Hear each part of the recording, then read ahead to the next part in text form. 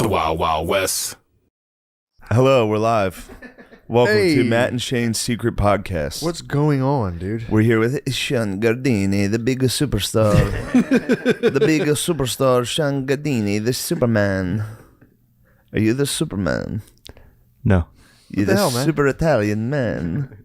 Big Italian boy. No, I'm not. I'm just a normal guy. Yeah, right. How into your Italian heritage are you? To be honest, I'd say I'm half Irish, so I give each half. They deny it, dude. Tom's half Irish, too. Really? They go strong wop. yeah, that's kind of crazy. Yeah. Yeah, which side do you like I more? embrace my Irish heritage. Which side do you like more? He likes his papas. He loves his dad. I love my daddy. I love my mommy too. You don't love your mom as much. They're both half Irish, half Italian. Oh, really? Okay. Yeah, so Grammy and Grandpa were Irish and Italian, each full blood. Full blood. Yes. None of that half blood crap. None of that half blood crap. I can't. I hate it. Half blood. Yeah, I have a little bit of like Finland or something. Like You're a definitely percentage Finnish, of Finland bro. in me, dude. I fucking hate it, dude. Yeah, I would hate that. I'll never look it up. Oh, dude. I'm pissed. I'm probably half Scottish.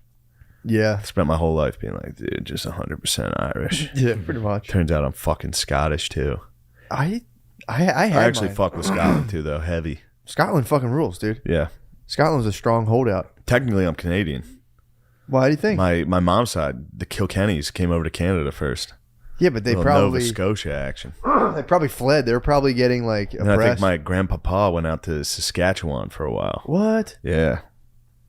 But You got some Canadian. I'm a bit of a Canadian. That's why my heart's just torn over this whole trucker situation. How long ago was your family in Canada? I think they came from my mom's side from Ireland to Canada.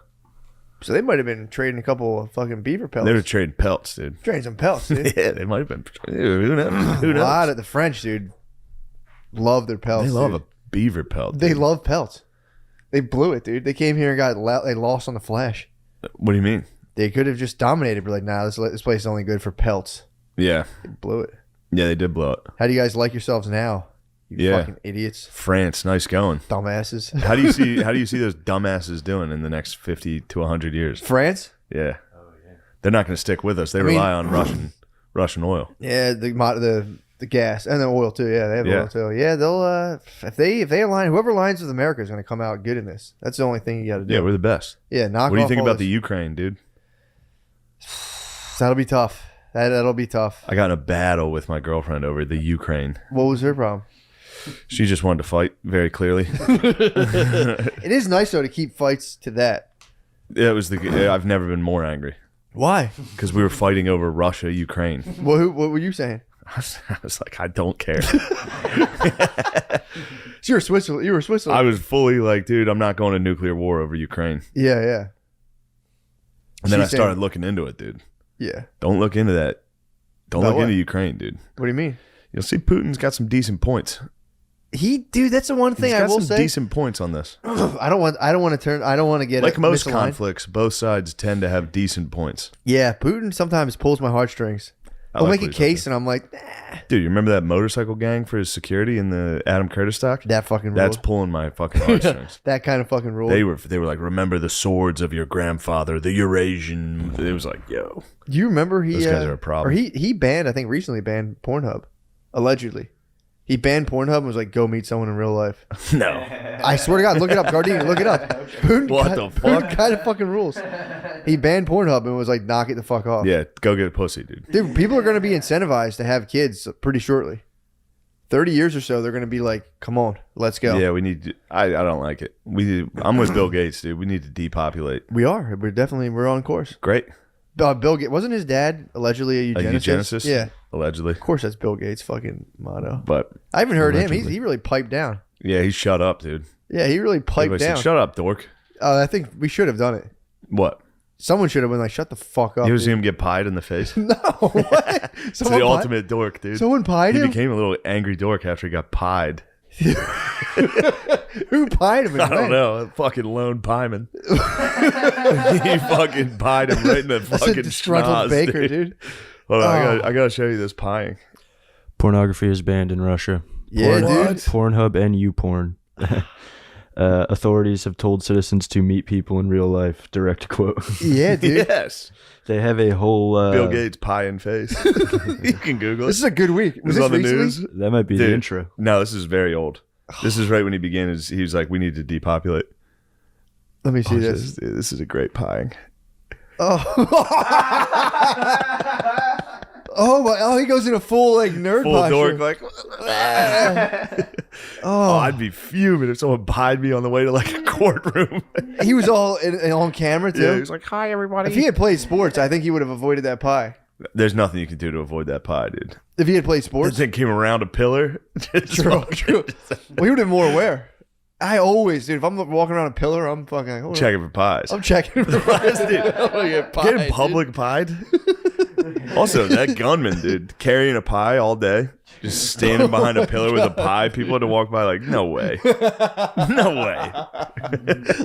What's he doing with that? Dude. Did he Not what's- eating it, just holding a cream pie, dude. That's also like, how do you know where Thick Bill Gates is CP. going? He was ready. It's the big He CP. stalked them. He He gave followed Bill him. Gates a CP. Absolute CP on Oh, the steps. dude, CP'd on camera, dude. It's Fuck. brutal. It is brutal. Since then, he's become a nasty little dork, and He like, was I'm a gonna nasty kill little everybody. dork. He was. He was People nasty? hated him in Microsoft. Mm. Dude, they hated him back in the day. Yeah, but they hate.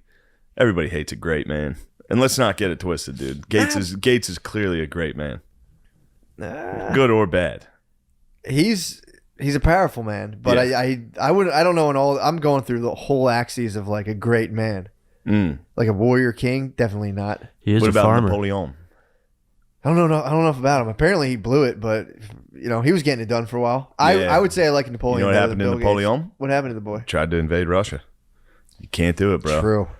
Yep. Old Germany. General Winter comes around. That's their best commander. Was that his downfall? General Winter. That was his full downfall. Yeah. They got chased back by the Ruskies. Has anyone conquered? And then the he Ruskies? lost at Waterloo. Has anybody what? Has anyone conquered the Ruskies? The Ruskies? Besides Mm, Turks? No, I Turks don't give them think up so. for it all? The Turks were fighting them Yeah. for a while. The Ottoman Empire was battling down there. But no, you can't go into Russia. Yeah, Same thing. Germs. The Nazis collapsed doing it. Yeah, dude. I guarantee you Bill Gates wouldn't get 30 feet into Russia. Into Russia, no chance. He would get CP'd like 9 He'd times. get pied, dude. He'd probably get real life pied. They got those horny Russians now. No one gets Pornhub. He'd probably get real life Damn. pied. Good for them for banning pornography.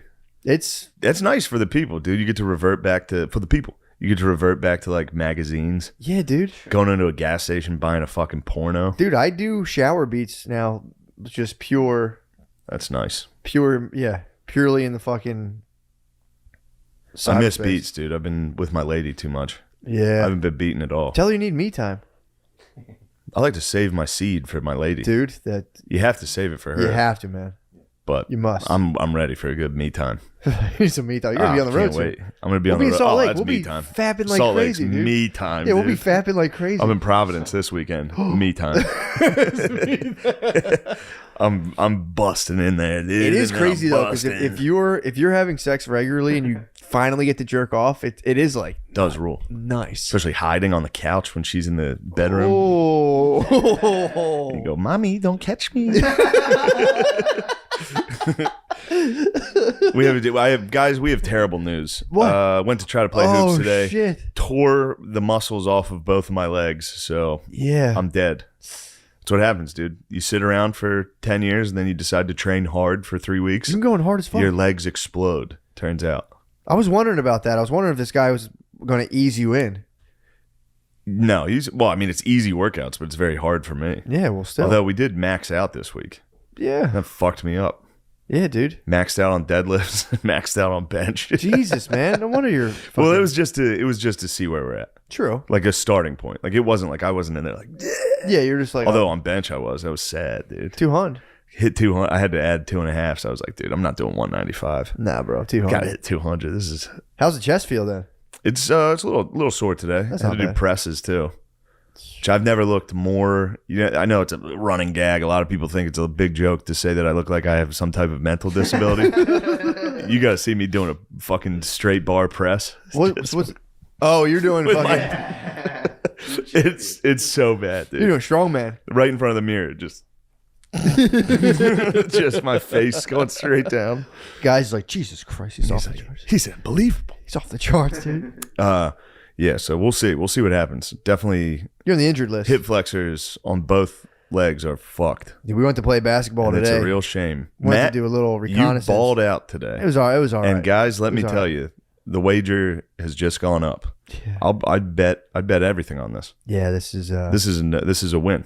yeah. It's a lock. That's pink. It's a lock. That's keys. You dominated today. I was all right. It was Matt, all right. I played you all right. dominated. I played all right. I should have took a more. I was trying to feed the balls, create opportunities. You didn't have any scorers on your team. Okan, man, not a good scorer. Great defense. Dude, crazy Great defender. hustle. I had Crashing boards. crazy. O'Connor's fundamentals are sound as O'Connor's hell. great. I also had a little 3-point machine though too. Oh yeah, Jimmy. Jimmy, bro. Jimmy was towards the end. I discovered Jimmy. So I always, when I'm playing, I always encourage my teammates. Did you see him hit that when I was doing it to him? Did he? Oh He made yeah, a three, yeah. and I was like, and he goes, I was like, yes, dude.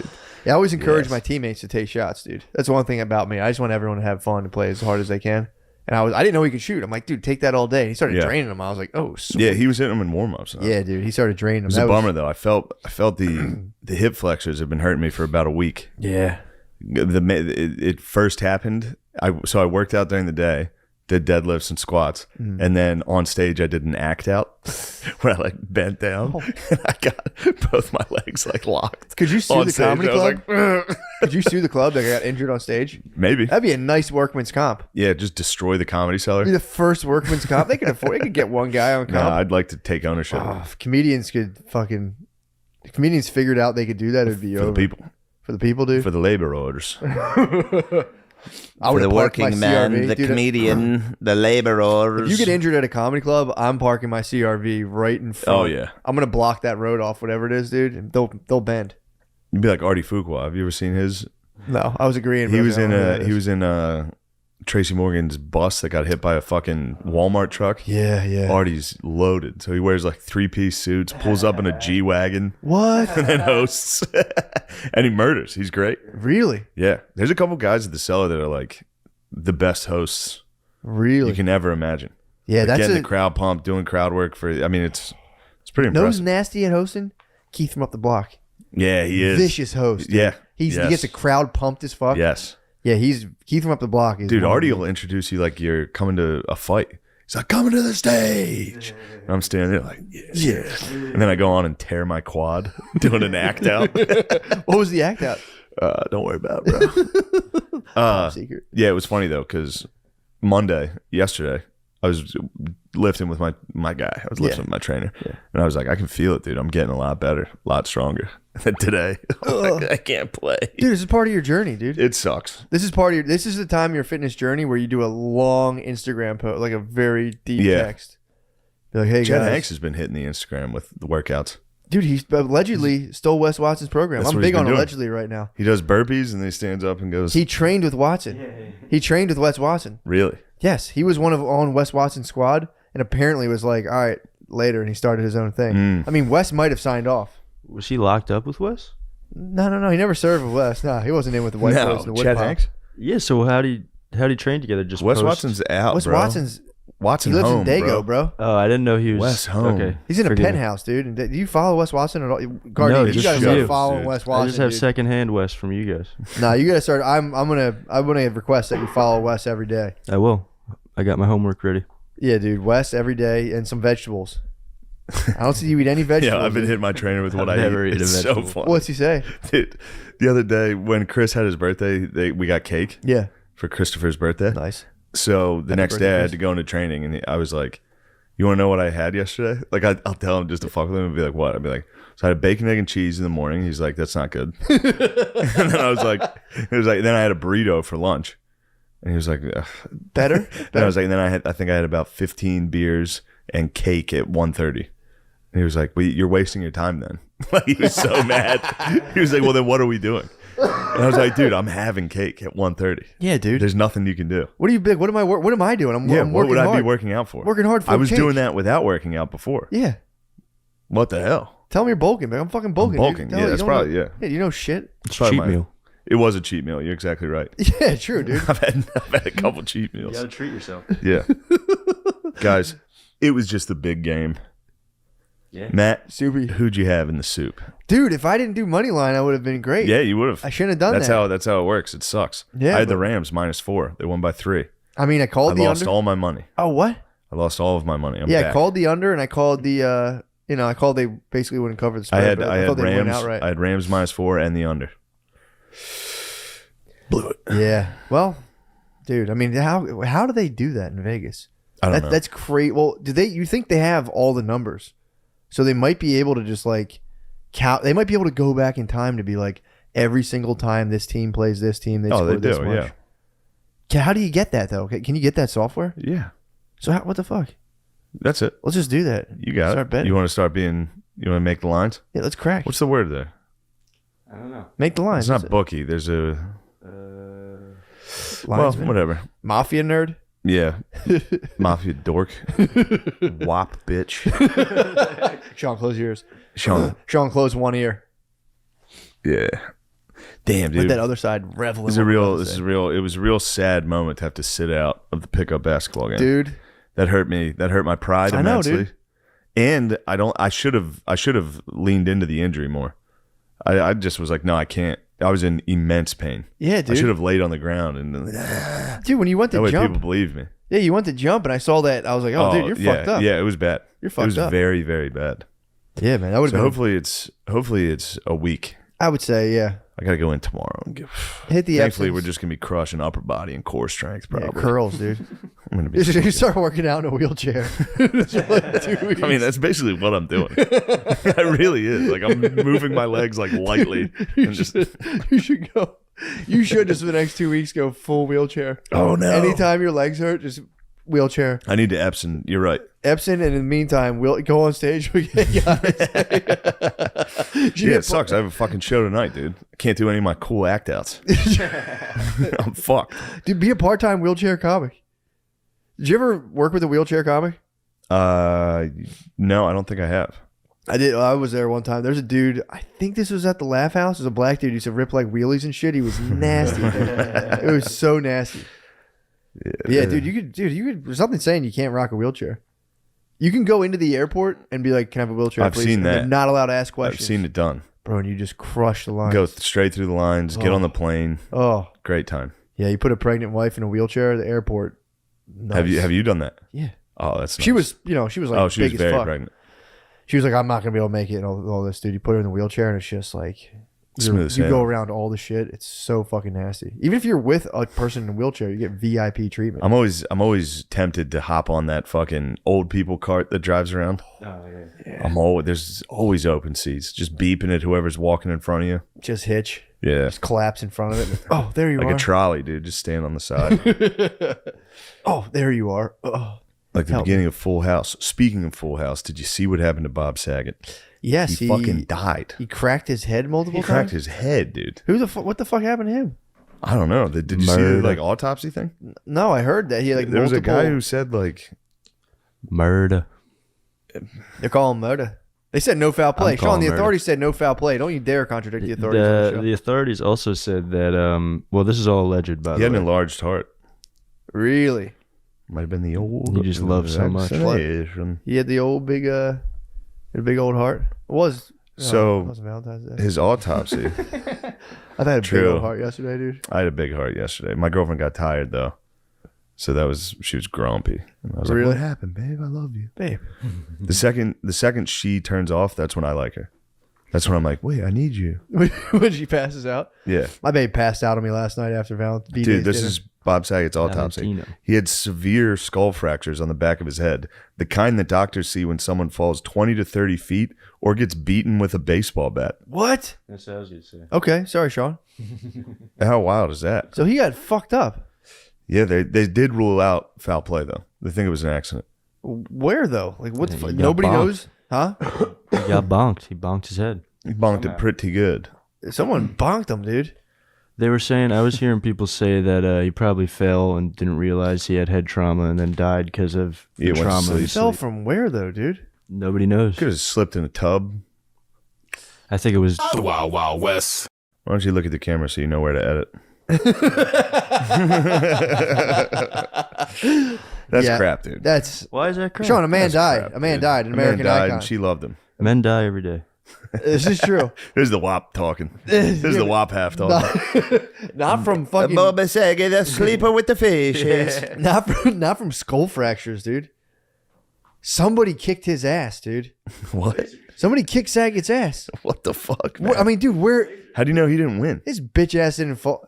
I mean, dude, he's dead. He lost. Yeah, but he could have won the fight. True, he might have fought like 10 dudes. Yeah. And like 10 of them hit him Took with a bats. bat to the You back of should the head see and was the like, other what guy. the fuck? He's like, I didn't get boosted for this shit. Yeah. And he was like, oh, fuck. Cardio's not that great. All right. Oh, man. We're actually working on a website right now when we inevitably kicked off of YouTube. Can't wait. Yep. So we got the bunker. I got the fucking bomb shelter wet. You're Just securing ready, it. dude. Just ready. I don't know what you're doing. Just I'm letting you do it. Little website. I'm staying out of it. It's a little website. Just so we can host independent video. Just, when the technocrats come cracking down. Yeah, but then After they're gonna, Trudeau they're gonna fucking- crush our server. Nah, dude, I'll get a Blade server and put it in my basement. They're not going to be able to touch it. But no, we're good. We have storage is cheap. Let me tell you something. You guys don't know a goddamn thing about technology. Shut up. Luddites. Fucking Luddites, man. Dude, Spud sent me a Mark. You know Mark Passio? Yes. That's no gods, no masters. Yes. Spud sent me a clip. Apparently, he's been beefing with he's beefing with his fan base. He's just like, dude, there was a thing where he gets kicked off of Patreon. He addresses Patreon. And then he addresses how dumb his fan base is because they don't know technology. It's the funniest. He's like, you idiot fucking Luddites aren't doing shit. He got kicked off Patreon. Deplatformed. That's scary. What for? Mark Passio. He's like, I didn't even get it. I didn't even get into this whole thing. I just said it was a pandemic. And they fucking What? I mean, he's also like, I'm sure he said more than that. Yeah. But yeah, he called it like a psyop. I think he called it a psyop. Patreon was like, nah. Yeah. That's where a lot of the lingo comes from. Oh yeah. We get our lingo. It's trickled from Passio and Jones Yeah. through war mode. Yeah. And it gets filtered through war mode. And then me and Matt talk about it. Oh yeah. Dude, but it's so fucking funny because he's attacking the people who work at Patreon. And he was like, "You little boy, piece of shit little girl." It's so fucking funny. I don't give a fuck if you listen to my show or not. Go back to the first episode. Do your fucking homework. Yeah, he is a grumpy guy. He's very grumpy, dude. Yeah. His operations in fucking check, dude. What was doesn't he have what's it called? The Ark? The Ark. The Ark. And people pirated the Ark too. That pissed him off. He had like 3 terabytes of YouTube videos. He sold for like $300, and people just pirated it immediately. He was like, "You motherfucker!" Yeah, what was the Ark? What was it about? The Ark. Doesn't he also like not pay taxes? Probably He not. was I like, mean, "Don't pay me in money, pay me in." he's crazy big on shit. he's big on Yeah. Bitcoin. That was one of his things. He's like, "You guys don't know the first fucking thing about Bitcoin." It pisses me off. Oh, what's it? How do I don't know how to do that? It's you fucking Luddites. We're not going to get anything done, dude. It's so fucking funny. Yeah, he's awesome. Yeah, he rules, dude. But so he's giving Subscribe Star a chance. He's like, let's see. I don't know. We'll see. We'll see if they're good to their word. But yeah, dude, it was the stream is very, very funny. The first, he's like, we're going to get into shadow work. He spends like 30 minutes just motherfucking basically the technocrats. And it's the funniest fucking thing. It's very good. I Very hate the entertaining. technocrats. I'm telling you, they might come clamping, dude. Trudeau starts fucking whispering. Trudeau's not doing good, dude. Dude, he's been a motherfucker. You like dude. the truckers? Big fan of the truckers, dude. Yeah, I'd like to hear. I haven't heard any of their. I've had dudes messaging me from Their Canada grievances. being like, I think they just don't want to be controlled. Yeah. I think they were like, well, you want some saying stuff? Well, they should head down south, dude. South of the border, where down we American live way. for free, dude. Come down American We way, love dude. freedom. Yeah, dude. Yeah, dude. Come down American We way. live But for free. they're truckers, dude. They love Canada. They love their Yeah. homeland. They like to drive the trucks. But yeah, dude. Apparently they were just like enough of this bullshit, and Yeah, it was what mandates. yeah, just the mandates and stuff. Mandates, tyranny. I heard Australia's getting a little wacky too. Is that Yeah, going on? dude, You probably. look into that? I didn't see Australia. I don't know anything about it. I'm all Canada right now. I'm I was focused waiting on- for Australia, but I'm focused on Russia, Ukraine, yeah. and the battle. I got to fight. I got to argue with my girlfriend. It's gonna be some good. That's gonna be super soldiers, dude. She's No gonna be porn. mad at this, but it was a good argument. So we What was the argument? I tossed on Fox. Put on Fox News for like 5 minutes. Beast. She was fuming instantly. Why was she fuming? Because it's the news. She Yeah, watched Fox oh, News. God, All of a you sudden got she was fired mad. She was like, nah, nah, nah. And I was like, what's wrong? What's happening? We were just having a nice day. Oh. And she was like, I'm listening to this. This is annoying. And I was like, okay. And then we keep watching. And I was like, this is what it's designed to do. It's working on you. Oh, You're supposed to be angry. That's what this thing does. She's like, did you just call me dumb? And I was like, no. No. I was like, it'd be like the same as watching porn and being like, I can't believe I'm horny. It's like watching Fox and be like, I can't believe I'm mad. Yeah, true. It's designed to make you mad. It'll get you, man. Yeah. Tuck will get me. If I watch Tuck, I'm like, Yeah, Tuck's funny, dude. He's very funny. He might be the king of late night. Oh, dude. My Gutfeld. power rankings right now. Gutfeld, you think Gutfeld's won? I mean, the numbers don't lie. If Tuck wanted to set like a sit down, he'd be nasty. He's got some writers, dude. Maher's killing it lately too, dude. Yeah, a lot of listeners aren't gonna like this. Bill Maher. No, he's not being a total. If anyone's not being a total pussy about this whole thing impressive. right now, I'm like, whoa, crazy. Yeah. Noah dipped his toes in the water. Trev. Oh, I thought you meant our dear Noah, who has been missing. I haven't seen the boy. Yeah, he's getting his education. He's studying. He's in SKU, which is important. Yeah, Trevor Noah came out and said something about the vaccine companies being like the fact that the guy, I don't know what the fuck he said, but it was like one of the owners of the companies was like, "Nah, our vaccine's good," and everyone's like, "All right, cool." And he was like, maybe he's has a reason to. And people were like, "How fucking dare you?" They spazzed on him. Really? Yeah, but he'll go into liberal re-education. Like, I'm sorry, he'll be with Whoopi. Just being. Well, that's what he did. It's time to re-educate ourselves. He made a Holocaust joke. When? A while ago, and he had to go to like re-educate himself. I could be wrong on this. Where do they go? He had to go to like the Holocaust Museum, and he just did he do the Eminem and kneel? had to say I'm sorry. Yeah, he did the Eminem kneel at the end, dude. What the fuck was that about? I don't know. Dude. Was that for? Was that brothers and BLM? sisters, yeah, that was BLM. Eminem. No, was Eminem's 3 years late. He kneeled, dude. I saw him kneel. Yeah, but was that? Yes, that was BLM. No. The commissioner came out and was like, we were aware he was going to do that. Like, we knew. So, like, Eminem's people, again, this is just for me glimpsing the news while I'm taking a dump. But Eminem's, the story in my head is that his team called the NFL, like, M's going to kneel. And the NFL had to be like, all right. Well, it's going to look dumb, but okay. M's going to kneel right before Mary J. Blige. It's like, okay. Damn, that sucks. Dude, what are you... Yes. That's so funny. I wish I could kneel with my hip flexors. That'd be a sick excuse. I was excited. I was excited for 50. Yeah. It's because he fat 50 Cent hanging from the rafters. Dude. He's jolly, dude. What the fuck was he thinking? I didn't see it. How did no one say no? The big don't do that. Yeah, he did. You remember in the club? Yeah, in the club's music video, Yep. he's hanging upside down. He did that again with the G Unit fucking beater on. He must look huge. He's huge, dude. What? But he's hanging upside down, so he was like, and it started. He was trying to go like go like that part. He's like go. That was geezers having fun. That was Gee's fun. That was Geez Central, dude. Dr. Dre. I was praying for Rap God, dude. Yeah, what the hell? I wanted Rap God. Why did you lose yourself? I don't know. That's a good Super Bowl Wasn't his song. show. Wasn't his show, too. Yeah. It wasn't his show. Kendrick dominated. I heard he was good. Yeah. I liked all the anti-police rhetoric as well. That's what I liked. That was important. What was going on? What was the anti-police rhetoric there? There's a couple lyrics that were like, Fuck the cops. yeah. It's pretty fun. Yeah, that's good. I don't mind it. Yeah, I got in an argument with I got an argument with Brittany. They teach Maya. We've been sending Maya to daycare, and they teach her like sign language stuff, or they're trying to. And Brittany's like, "What's the sign language for family?" And I hit Maya. Oh no, with the B gang, dude. And Brittany was like, "That's not funny." I knew people who were into stuff like that, and I was like, "All right, well, I'm like, well, it was funny." I was like, it's funny for me. That's what the I whole just point. did was funny. She's like, you didn't grow up around that. I'm like, that's why it's funny for me to do that. It's easy for me to laugh about. So then, exactly. And I'm like, and it's funny. The fact I can chuck up a nice B, dude, is sick. She's like, that's that. And then, bro, I'm sorry to cut you off. My lady hit me with in the Russian-Ukraine argument. Yeah. She was like, I'm part Ukrainian. Oh, no. I couldn't believe it. Oh, no. Someone's in the air. I was dying laughing.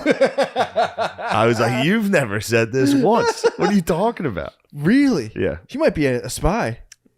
Perhaps. She might be a spy, dude. She's trying to compromise me. She probably poisoned my quads. Damn, yeah, Brittany went there on me with that. I'm like, really? Well, Brittany's is a little... Yeah, but it's like, dude, she's from Chicago. I know, and I get that. My lady has no ties to the Ukraine, dude. She might. True, that's fair. She's gonna be very mad I brought that up. This funny. This is another fight. I'm gonna fight about Russia again. Well, now you've exposed her, dude. The whole operation's in jeopardy. True. Right now, Putin's on there. He's on the other line. They're upstairs. We got abort. He's on to us. Well, dude, here's the thing. I was like, all right, like, my bad, but it is funny. Like, I get what you're saying. She's like, you didn't grow up around that. You started going, you grew up in the suburbs. I said, I did. And I'm happy my parents did that. And that's, yeah. I always, that's the best one. Be like, oh, yeah, you have a nice house or whatever. It's like, yeah, my dad worked hard. It's pretty cool. Yeah, buy the books, worked hard. Yeah, just entrepreneurship. But yeah, so then I was like, so I took it. I was like, okay, it's funny. I'm right. It's funny. But it's like, I get it. All right. So then she's talking about the halftime show. And she's like, yeah, Snoop Dogg was crip walking. I was like, oh. Really? Yeah. You think he should be doing that? He glorifying gangs and violence? She's like, well, it's different. He was in that gang. I'm like, that's a big even platform. worse. Big platform. Yeah. So I started. She's like, you're really mad about that, aren't you? I was like, no, I'm cool. I just want fair treatment. If Snoop Dogg can crip walk, I think I think I can toss up the blood to our daughter. I might have to join the Bloods. Sue Whoop.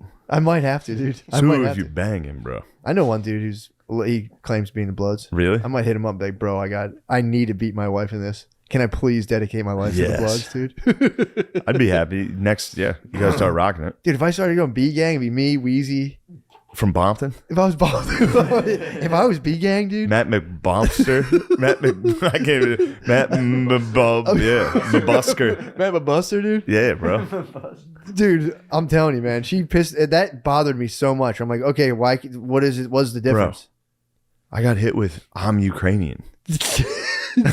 In a fight I didn't want to have. I had no like it was crazy. How did it end? What did you do? I had to leave to go to a show. So I slammed the fucking door, got an Uber, started texting as soon as I got in there. I was like, what the fuck was that? Why are we fighting? She was like, you were mean. I was like, I wasn't mean. Well, the thing is, they do say that you should do that. You should create a boogeyman for your bae. Something they can hate to take the heat off of you. Putin. True. Putin is a good one, but you got to be careful when you're playing with that. Yeah, but I sided with Putin. Created the boogeyman and sided with him. Yeah, dude. I was like, well, look into Euromaidan. I was like, what do you know about that? I was sitting there Wikipedia and everything. I was like, you don't even know about that. I know about that. Like NATO, they said they wouldn't do that. They said they wouldn't surround him. That's what they're doing. I mean, look at those Western provocateurs, dude, in Euromaidan. What are they doing? So I think the Russian president at the time sided with Russia instead of NATO. Okay. Instead of to join the EU. Oh, the Ukrainian president? Yes. Did I say Russian? Yeah. I sure hope he would. Yeah. No, that's just good comedy. Don't do that, dude. What? Knee slapper? Yes. I can't. Oh, sorry. I'm sorry. My bad. You can slap. You can't slap your knees? It hurts so bad. I'm so fucked up. You should fully go into rapture on stage and be like, I'm so fucked. Dude, that's another word. I have to do that sometimes. That workout where you lay on your back. Oh, you do bridge? Yeah. Just a fucking nub sticking out of my gym shorts. Dude, just a nub straight in the air. And my trainer just stands there and watches. I'm like, don't look at my nub, bro. You wearing your fucking sheaths, bro? I've worn sheaths to the gym. Actually, yes, I did yesterday. That'll get that fucking my nub out. That's me at my best, dude. That's what Burke, my buddy Burke, was just laughing about it. He's got sheaths. He wears them. He's like, you put your nuts in a sack. Every time you sit down, they point to the heavens. Testicles. He's calling them testicles. I was like, my testicles. I was up in the middle of the night recently, and baby woke up. So when she wakes up, I'm like, all right. She threw up a couple times. Had a bad stomach bug. So sometimes like throw up, you give her a little bath. It's all right. You sleep with us for nights. Keep an eye.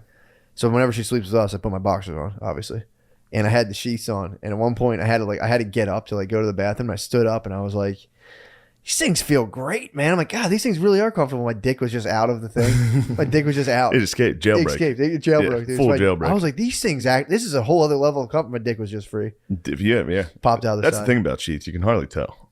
It's pretty crazy. So Go ahead. the president of Ukraine, instead of joining the EU, joined or like signed some Eurasian shit with Russia. Fight him with the swords of your ancestors. And then there was the Euromaidan protests. Yeah. Which resulted in the president being outed, and they put in a more Western friendly leader.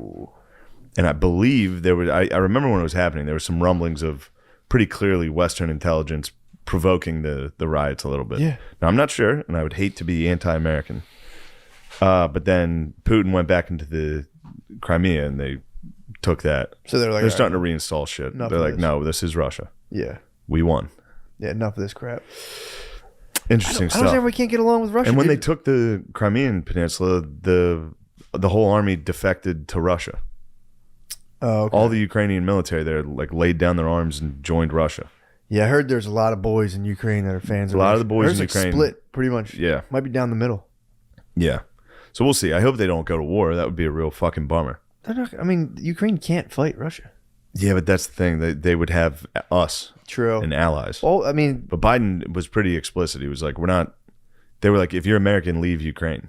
well, it's bad. Obama fucking let them. Didn't Obama let it go. They? Yeah, Obama let it go. Uh-huh.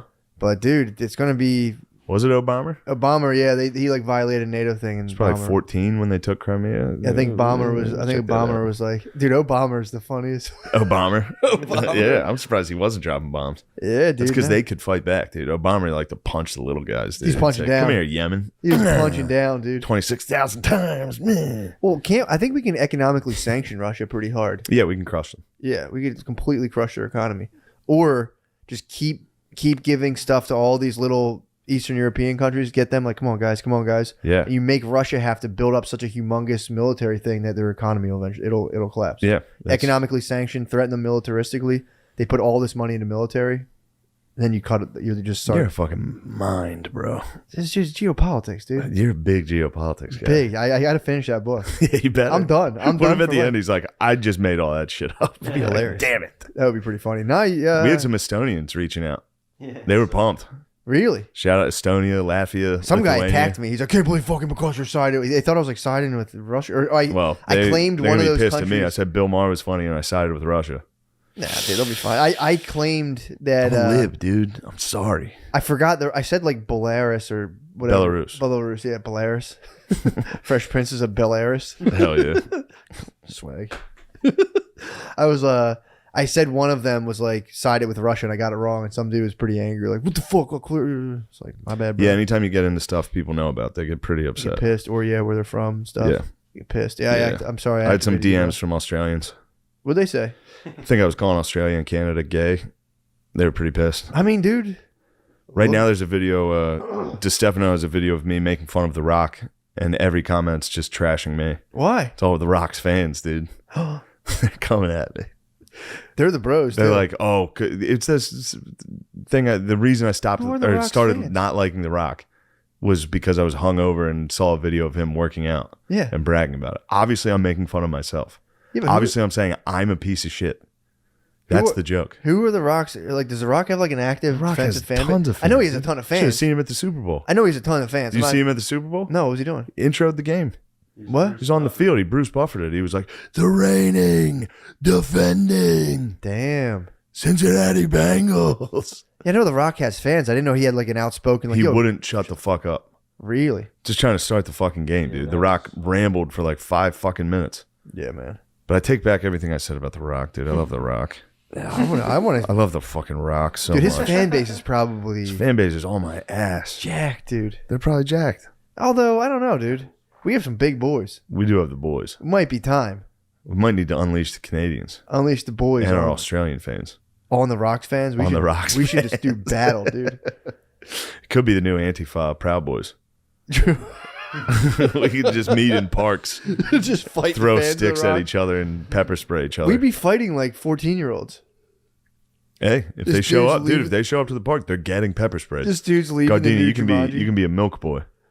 You can go around with milk and pour it on our eyes after we get pepper sprayed by the Rock fans. I'd be happy to. Thank you. If people leaving like Fast and Furious and be like, he fucking did it again. I can't believe he Hold did up. it again. What the fuck did that guy say about them? What the fuck? You fucking idiots. Yeah. I literally, in the video, I was like, I'll beat the fuck out of the Rock. And there's a bunch of comments like, yeah, right. You could never. Dude, these are all 12-year-olds. Yeah, well, Like, the I'm Rock is- battling them now. Me versus the Rock fans. I was thinking of like 30-year-old dudes. No, being I like, think a lot of them are. They're just fucking. I mean, it's probably me versus the boys, dude. I think you're With the fighting the boys. syndromes. I think you're fighting the boys. I think I'm dude. fighting the boys with a syndrome. Yeah, you're fighting the boys. They're like, what did he say that's about the money. Rock? People talk about the big voting block. That's the money, dude. Rock fans You or get in people with with, the boys, well, there's a Venn I mean, diagram. there's a huge There's a Venn diagram. thick Venn diagram of Yeah. has Down syndrome and loves the Rock. Yeah, you get in with them, dude. Cena did it. Imagine though, for real, if you did have, I mean, basically anybody with an IQ under like fucking 70, if you go see Fast and Furious, you're just like, holy shit, this is it. I know. Fast and Furious. I know. It's just guys being strong and just like taking risks and like impressing chicks. Yeah, driving cars off Slamming a cliffs. chick up against a car and be like, I'm so fucking horny in this garage. Oh fuck, I love after I work on a car when I wipe my hands off and have sex. Yes. Have you ever been to any mechanic shop? Yeah, not one of Like a them. dude limping. Yeah, it's fucking terrible. They're not like getting pussy on. They're not like Yeah. leaning people up against Dodge Caravans and be like, fuck, dude. Oh fuck, we have so many hot secrets between us in this mechanic shop. Here comes my super hot Yeah, girlfriend. with my body kit on my fucking Honda. I'm getting tons of pussy. Installing fucking neon lights. I gave up on that joke. I had that joke. I could have sworn was the next. It big is thing. funny. It is About funny. that just Driving being- fast? No, that just being an undercover cop's dream. What's So that? that was just an off-duty police officer the whole time. At the end of Fast and Furious, it just goes out to a guy sitting in a Jeep like, oh, fuck. Oh, shit, I gotta go to work. That's all cops think about. What if they could break in and then have sex with hot Latinas? Yeah, it's just them being and like, fight against the Yakuza then street my- racers? Then my boy comes up in a helicopter and we fucking clasp hands. We all have humongous guns. There's hot chicks. We fucking race them and our cars are just faster because And our cars explode, but we jump out right before. we just like spend a lot of time in the garage souping our cars up extra. We know the most about cars, so our cars go You don't like faster. that noise out there. Quiet on set. I'm pissing you off, Sean? No, it's okay. We're talking about Russia and Ukraine. Quiet out there. Oh, it's Chris. Oh, what's up, Chris? Thought it was my lady. It's Dr. Adolf Sponge. That's a great name, man. The boat lover. Dr. Adolf. That is Oh, yeah, true. Commodore Adolf Sponge. What the hell's going on? I think it's time for a fucking ad Yeah, I read. think so. I I think think we've hit a nice ad read. I think Guys, let me tell you something. Boys, riff on how uncomfortable it can be to have your balls stick to your legs. I'm wearing regular boxers right now. Shit, dude. we I already hate it. promoted these guys. Yeah, it's all right. Sheath, what's good? Dude, Matt and Shane's Secret Podcast is brought to you by Sheath Underwear. Matt, are you wearing your sheaths right now? wearing Hanes, dude. I hate it. I'm telling you, every day that I only have 4 pairs. Of Send Sheath? me some more. Sheath. Yeah, Sheath, we need more. Send me at least 10 pairs. We dude, need so our I can- testicles to point to the We heavens. need our testicles up, dude, and support it. That's I'm why telling we you. love Sheath Underwear. We need that, dude. Keeps balls off your legs. 2 pouches, one for your dick, one for your balls. Yep. Your dick and nuts.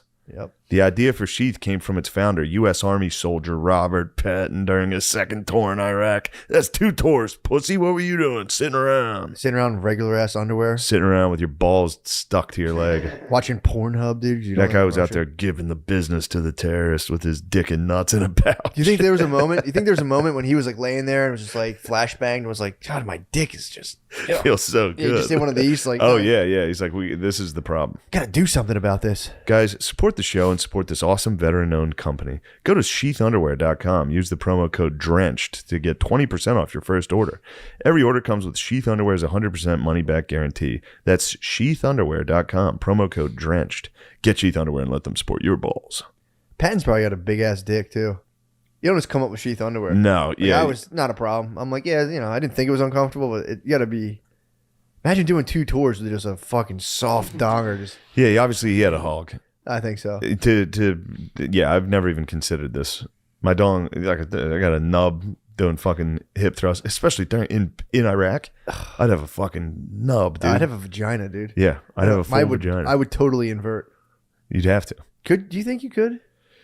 invert. I can invert. Is that how they do? I think it's something like that. That's what I heard. Hey, when I was a young boy, I remember that happened to me on a roller coaster. Wait, My what? dong went into my body. What? Yeah, the G-force tucked my dong in. I had to- You turtle shelled. yeah, That's one of the protective mechanisms we have. People don't think about it. Your dong can totally turtle shell, dude. If you get threatened enough.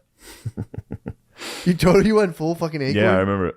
What happened? I was ashamed. I was on the Great Bear, flying through the air, filled with shame. Say, I must have the smallest penis of all time. How did you know it got sucked in? I can feel it. You felt it completely. I can feel it. You Yes. felt it completely retract. Yes, You went dong zero. I did. Full dong I zero. almost We're at full I dong almost zero. fainted, dude. You got Threw astronaut up. training. Then I fucking got a bloody lip on the Wildcat. What? Yeah, That was a bad day. it was. That's Hit probably the, the second hit the worst brakes day of your too life. hard, and I fucking hit my head on the fucking Oh, on the rail. How long did it take for your dong to come back? Immediately, I got out and fucking pulled it. I remember. But you once- could see me on the picture going. wait, does that really happen? Yeah, It just sucks all the way in. it did. It did one time. I was in the sixth grade, maybe. I remember it. I don't know, Matt. I remember it vividly. Crazy. This is not a feed. I believe you. It was fully, Nobody dude. would lie about that. What? In What? my dong must have looked like another belly button. I've had one like of a my. Do slight you ever get outie. one of your balls like kind of pops up into Yeah. here? I've got scared many times. The youngsters. Oh, I only have one. I cried at the beach when I was little because I thought my nuts were gone.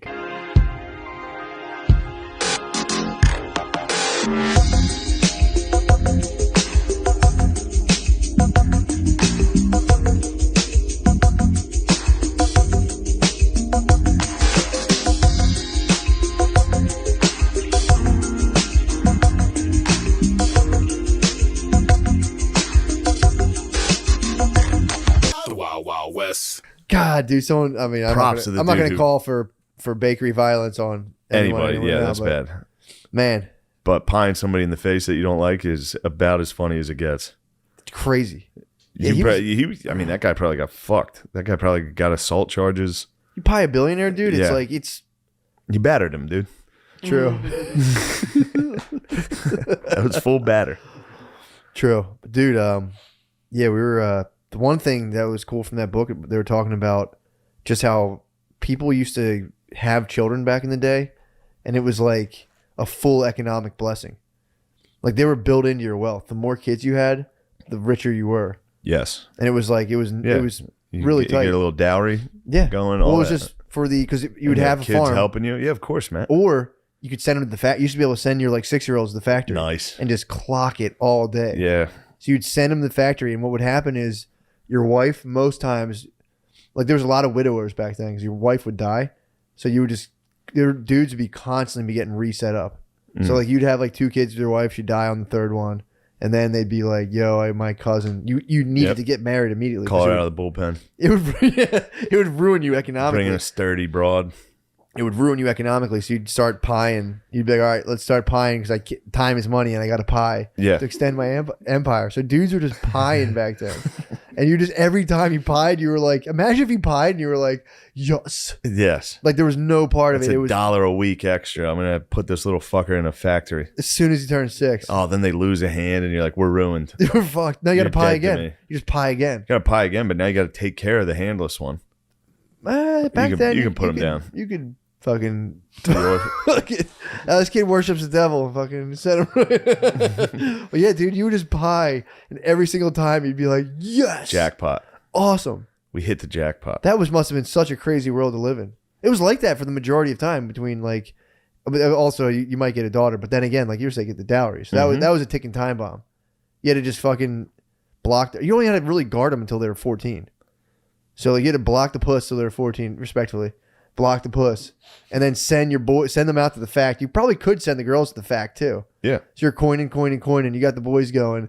Oh, wife dies, new sniz. Then you start pieing a new sniz, and then it's just nonstop. Dudes would have most dudes would get like 3 wives like Yeah. this. You're like, dude, the wife would die. They'd be like, let's go. Time's fucking money, dude. Yeah. It's wonderful. And then he said, I was reading about this. I was like, this is fucking nuts. And then he said it just flipped to where like if you have more kids now in an urbanized setting, it's economic suicide. But yeah, man, that was pumping me up back in the day for the boys really having fun back then. Yeah. Wife dies horrifically in childbirth.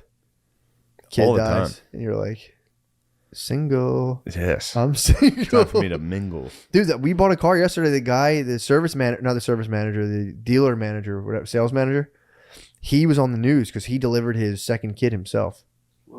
Yeah, dude. He said there was like something happened where they couldn't get out, and he was like, "Dude, this guy ruled." Oh, He is so hell bent on bringing Piazza Honda of Philadelphia to greatness. yeah. We sat down with him. He's like, "I'm not." He's like, "No, this is our lives, man."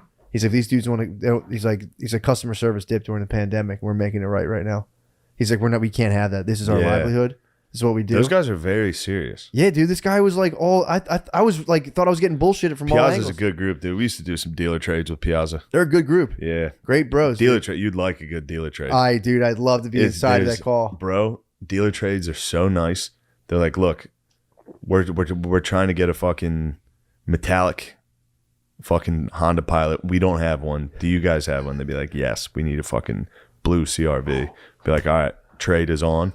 You and another guy drive to Piazza. Oh, same time? It's the best day ever. Oh, you that get a must have whole been day. so You get to leave sweet. work. You get to drive there just to complete one sale. Shit rules. Oh, that's really fucking awesome. What a great day. You get there, you go, hell yeah, let me take a look at this. Looks good.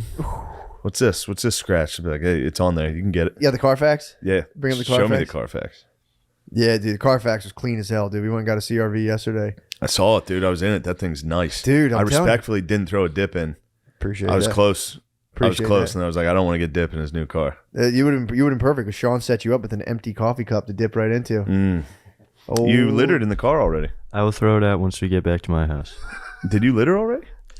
I always take care of my garbage. when He we get does. back to It's my true. house. He does. He cleans up You know hard. who doesn't? Who? The Admiral. Really? The Commodore leaves. He loves stuffing the fucking passenger door with trash. Fucking ticks me off. That'll get you. That'll get you. But yeah, dude, I thought for sure these guys were just full of shit. I'm like, yeah, okay. Well, they are. They are. Microchip. They were. True, but But yeah, I had a sales manager that was like that. He was like obsessed. yeah, dude. I mean, this is their life, and they are actually pretty serious. He's about been it. there 20-something years, Yeah, dude. they love it. Yeah, especially after you deliver your kid, dude. Well, that's Deliver gruesome. your own kid. This dude was totally delivered, dude. What a gruesome experience. Yeah, man. This guy was just like, it's the best thing in the world, man. Dude was just like, Yeah, he's got fucking Shell shell shock. shock for sure. he's make an honest man out of you, dude. You confront that, dude. I'll fucking never pretend to have a meeting again. I'll give people a fair fucking price. They Yeah, teamed with right. fucking Edmonds, dude. Talk about that. What's that? Piazza teamed with Edmonds. Really? Yeah, they're not using that Kelly Blue Book bullshit. Oh, I'm done with Kelly. Some lady tried KBB can go fuck Dude, itself, bro. some lady, I won't mention the dealership, I won't badmouth him, it wasn't Piazza. We went to another dealership. Lady tried, I was like, yo, I just checked Edmonds, man. You guys are high as hell. And they were like, Edmonds that's not even, you got to check Kelly Blue Book. And I was like, please don't bring that Respectfully, KBB. get KBB out of my face. There's no Yeah. real time, where's the real time data? That's what we need. I need real time sales data, dude. That's what we need. You know what was always nice when you were as a salesman? When you see a nice broad walk in by herself and you say, this lady's not checking one fucking KBB. Dude. But then they bring their daddies in with them sometimes. The young Yes. girl brings her dad in and a deal he's killer. there to be like, I'm going to dominate this. And Yeah. you're like, you don't know shit either, dumbass. I'm going to trick you too. Well, dude, the dealership I was like trying to like juke and jive, and they were like, dude, look around. There was no cars in the fucking lot. He's like, dude, we don't have any cars. He's like, I'm not lying. There's He's like, "Want me fucking to knock truckers, off, dude. Let me knock off a couple $100. I supported truckers. I supported them. Yeah. So that's why I bought a car to support the truckers. Yeah. I was like, oh yeah, I'll buy a fucking car right now. I'll buy a car. They said they're going up over 7,000 MSRP next week, and they're like, we're not budging because people need cars. Yeah. But he's like, it sucks because we can't really. You got a good one though. Yeah, Got a we black CRV. we got a That deal. shit's tight. We got a deal. I wanted a Heard CRV. it out. Get one. I might get one. They're good. They're good for the city as well. I'll take you down to I'll take you. I'm down not to going to Piazza. Piazza. Man, I got the hookup. Oh, you got dude. the hookup. I'm going to Bobby Rahal Honda. You got the hookup. You telling me I'm going to Bobby Rahal Honda on the Carlisle Pike. True, you got the hookup too. You should see the Pike these days. Really? It's just all dealerships. Is it really? It's a whole road, just all dealerships. It's wild. They got an auto mall. And then there's the Cumberland Valley High School.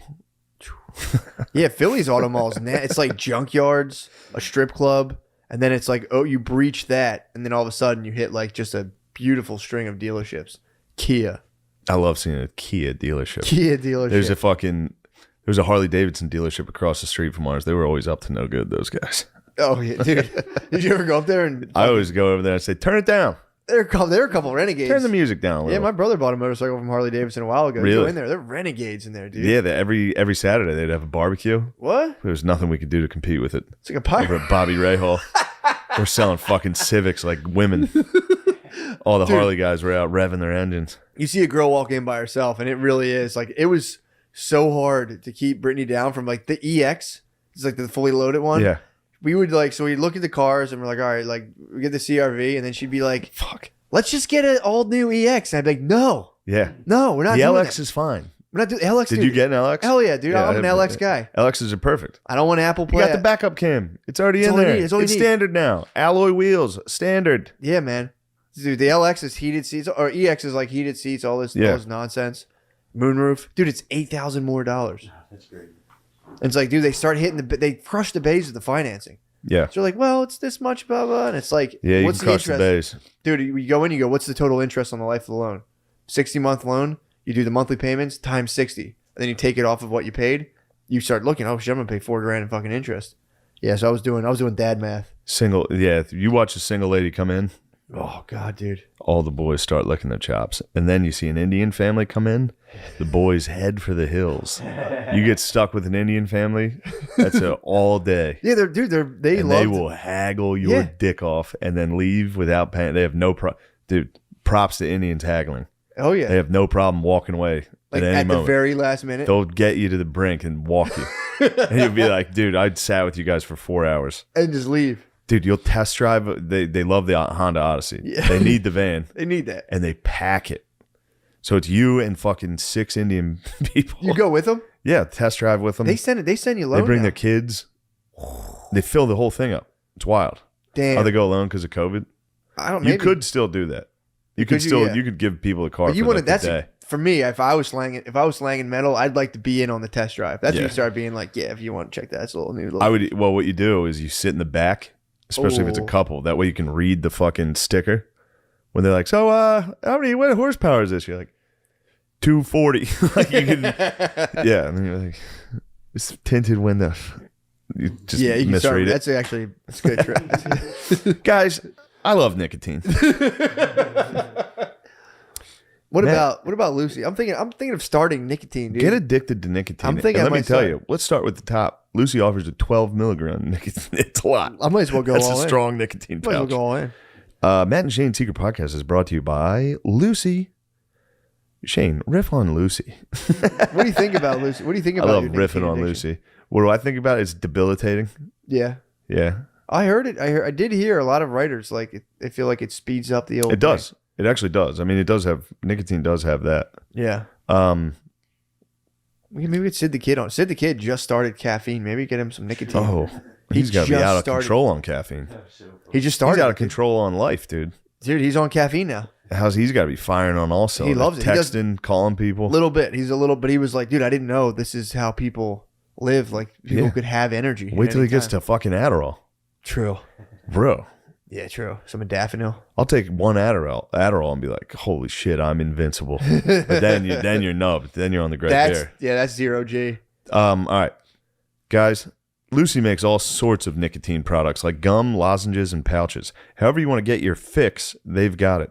It's the best, most responsible way to consume nicotine. So when you feel a craving, call up your girl Lucy. We're gonna have to work on that, Lucy, Maybe I'll and switch to a new nicotine product that you can feel good about. Maybe we'll get a lozenge. Maybe we'll get a lozenge. I have a whole box. We can get you. Maybe we do a little test on air. See how you handle it. test a I think lozenge. Lucy will be happy to see you go. "Oh, this is fucking-" It burns.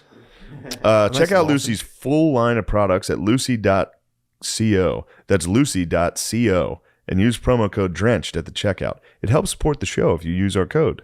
Here's the part the lawyers want me to say. Good God. Warning, this product contains nicotine. Nicotine is an addictive chemical. God, the lawyers love ruining everything, dude. Yeah. But you already knew that. So if you're interested in a better Well- way to use nicotine, visit lucy.co and be sure to use that promo code DRENCHED. That's the disclaimer for the rock fans. True. I'm like, what the hell? I don't know. I'm addicted to this stuff. This fucking ruined my gains.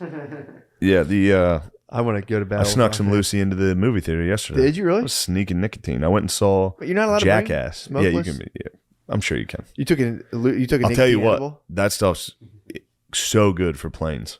Oh yeah. Yeah, the nicotine pouches, you need that for the aeroplane. I can see that. Yeah. I want a nice nicotine edible, dude. You know when that nicotine edible hits? Ooh, when your stomach it just gets fucking destroyed. Your stomach will go nuts if you took it. If you have a nicotine, it's just Yeah, take a nice dump. That'd be a good dump. it jars them. Big crap. Yeah, it jars out craps. All right. I started Don't be each day. selling me on this stuff. Big giant cold brews. So I'm 900 milligrams of caffeine. I'm just I gotta text people. I gotta call Billy. Just talk to Billy. I got fired up 2 weeks ago when I went to Indianapolis. I started drinking coffee at the airport, and I was fired up. I mean, I was in the airport, just like yeah. I was eating dark chocolate, drinking coffees, dude. Whoa. Just firing Twitters away, like. Oh, those were those tweets. You get some wild tweets I was going. jacked up on Twitter, dude. Damn, I've been getting fucked up on Twitter myself. I'm back. Good. I tweet and then I delete. That's good. I was tweeting E40 lyrics the other day and people were angry about it. Why? I was like, loyal to my soul, not a faker. And people were like, fuck you, motherfucker. Like, it was like, Fuck. Yeah. That's good. You're the Kanye regimen. yeah.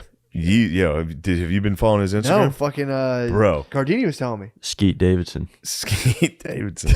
He's wild on Instagram. Yeah, man. Dude, the I think best one was Kim. Did you see that one? He's been screenshotting their conversations. Like she was like, please stop. Somebody could actually hurt Pete. And he's like, nobody will ever touch my family. Like shit like that. But then he screenshotted their conversation. So she was like, why are you doing that? Can we please have a private conversation? And he screenshotted that. It was like, because I'm your number one fan. I love you so much. That's what he said? Yeah. That was funny when his He girlfriend deleted broke up all with him. his posts. Dude, actually. that's the ultimate Yeah. This is the best one. Avengers poster Yeah. with him and all his boys versus Skeet and all of his boys, dude. Yeah. Oh, wait. I got to show him. He abandoned Cuddy. He did. Cuddy Yeah. abandoned him. Why? He said he doesn't want to be on Donda. He rides with Skeet. Really? Cuddy chose sides. I thought Kanye cut him from Donda because he was friends with Skeet. It could be that. Yeah. Well, I don't think Kid Cudi came Cuddy out. stepped up and was like, fuck this. Donda 2 is going to be nasty, dude. Also, again, dude, that was killing me. That was killing me. That was me on the Great Bear. Why don't you read that, Sean? No. Okay. But yeah, he's having a wild time. Yeah, he's going to release on the Donda gram. 2. Donda 2 is going to be Donda nasty. 2 is going to be so good. He's hyping it up. Yeah. He's hyping it It's up. going to be very good. It's just, it literally is like a blacked out guy. I mean, he's basically blacked out. Yeah, him at the Super Just Bowl. texting Dude, him at the Super Bowl with the fucking the mask. the You see who he on? brought? He brought Antonio Brown with him. I That saw was the guy who that. took his I heard pads that. off and quit. I heard that. Yeah, dude, he Super surrounds himself. gremlin, bro. He surrounds himself with greats. Yeah. It's fun to watch. I mean, dude. That's the thing too. It makes me. I find it hard to believe that he continue being a billionaire. If everyone's like, "Oh, he's totally out of control," or unless he has money managers, because he has enough money to go to war. He Yeah. could go to war or something. Yeah. He could defend the Ukraine. He could literally back the Ukraine. Do you know the police force has a bigger budget than most militaries in the world? The United States Police Force Certainly. it's like number 5 in the world. Of Yeah, all the without rest a of the doubt. militaries. That's Yeah. pretty sick. Just the fucking boys in blue. Yeah. We could send the thin blue. The line. NYPD is more than most militaries. Yeah, it's pretty sick. Yeah. It's crazy. That's what I'm telling you. All these guys are just naysaying. Dude, wait till you peep Russia's GDP. How's it You're going to looking? go, Oh yeah, these dude, are the guys we're worried about? We're not. That's the Tied thing. with Australia's GDP? It's all media stuff, dude. Tied with Texas? It's all media stuff. The U.S. can sanction any Please. country it wants to at any time and just literally ruin their economy. Yeah, but then sometimes those countries act up when you sanction them. You destabilize them. That's what the Japanese did. That's True. why that happened. That's why Pearl Harbor happened. We hit them with some sanctions, Yeah, but and they said, "Not today, bro." But yeah. then we said, "Actually, yes." You better listen. They dropped the big Mario bullet, dude. Yeah, they did. They dropped 2 of them. Yeah, they were good sports about that, I would say. They handled it pretty good. Yeah, it's pretty crazy. Yeah. They're good sports. Hey, Tom. They're good sports about that. You would What? think they'd be all on some Death to America shit, and they're like, we'll show you America, and it was just VCR. VCRs We're all shit, day. man. Yeah, shit. Nice. Yeah, I think Good job, boys. they had a feeling. They're kind of like Germany. They were like, yeah, we were a little out of control there. Yeah, Germany feels pretty guilty. True. And the Japanese were right there with them as far as getting rowdy. Yeah, I mean, dude. You know who seems pretty proud of it? Russia. They're like, we did great. Yeah, Russia's It's like, you guys were bad as hell. they're pumped on their history. They're bad boys. I mean, dude, they were surrounded their whole lives. What were they? What, No, what they time weren't. out? What did they do? I don't know what I'm. The Soviet Union. Yeah. Oh yeah. Yeah. Like, Yeah. They killed 40 million people. True. Yeah. Yeah, true. Yeah, they were pretty bad, but they stick by it. They're like, we're just trying to beat Russia. Yeah. That was part of our journey, dude. You had your hip flexors. They had 20 to 40 million. Don't make fun of my fucking hip. So that's part of their journey, dude. Don't you dare. You know what? I was going to be kind. Yeah, cut that out. I was going to be kind enough to tell everybody Matt's leg is real. I saw it today. You saw me You were play. flying. Dude, How nice was watching Matt play? Come on, guys. Matt's nice with Last time we Matt played. Curry.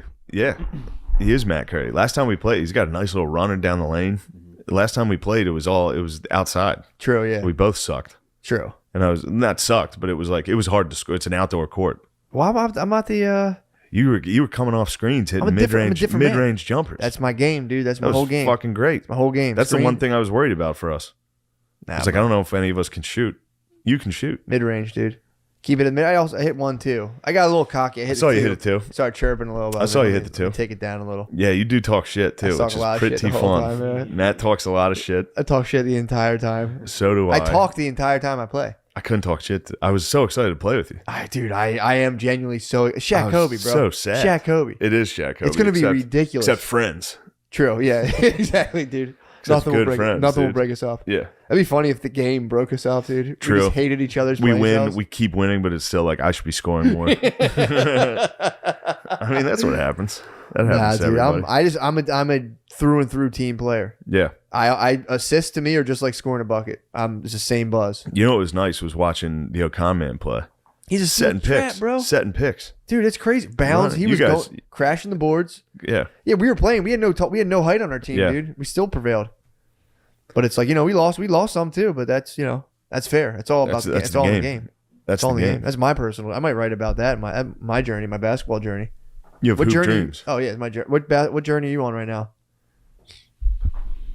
I'm not sure. Well, You don't know? that's typical Gen Zer, dude. Yeah. you're Typical right. Gen Zer, Classic dude. Gen Z. Yeah, I was on a fishing journey. I tried to this weekend because it was warm, but I was a fool. Fish to weren't try. biting? It was too cold in there, and I wasn't using the right bait. What were you using? It was a letdown. I was just using my summer baits, and that stuff ain't gonna work in the wintertime. Nah, dude. Yeah. What type of bait do you use in the winter? I think you're supposed to use more live bait. I don't really know because they don't want to move Man, as I much hate and using live chase. bait. Because you just have to sit there and freaking. I feel wait. bad. Oh, you hate hooking. the I hate worms. hooking a fucking Worm? big ass night crawler. Yeah, I kind of Oh. like it. I do not. Yeah, I don't mind hooking a worm. I got Those used to boys very, very clearly don't like it. what's They happening. hate it. You being hooked, They fed to a they fish? fucking They have squirm so so, many hard, especially a organs. big night crawler. Yeah. Oh, Yeah, Big fat boy. that's pretty brutal. it's disgusting. It's in that fucking gross soil. Yeah, in the dirt. Yeah. The Tupperware from the Yeah, and then I fridge. feel like such a sissy because I feel bad hooking a night crawler. yeah. Like I'm not a sportsman. Yeah, I got called gay out of that. I used to not like to do it, and then You're a I got- lure man. I am a lure man now, just because it's more fun. You reel Yeah, in. yeah. Keeps you busy. When I was doing backyard work recently, my wife's a fucking. She'll like just devastate worms, dude. I was like, come on, they'll throw them back in the dirt. She's like, damn, get rid of that thing. I'm like, They're good for the soil. yeah, it's good for the soil. I saved a lot of earthworms, but I will say back when I used to fish, I would just hook them. I would hook the worms. I'm a different guy though. I was using different guy now. when I was a kid. We would use worms that we found, so they were small. Last time I went fishing was during COVID, and I bought a box of night crawlers. Yeah, Out of a They fridge. sucked.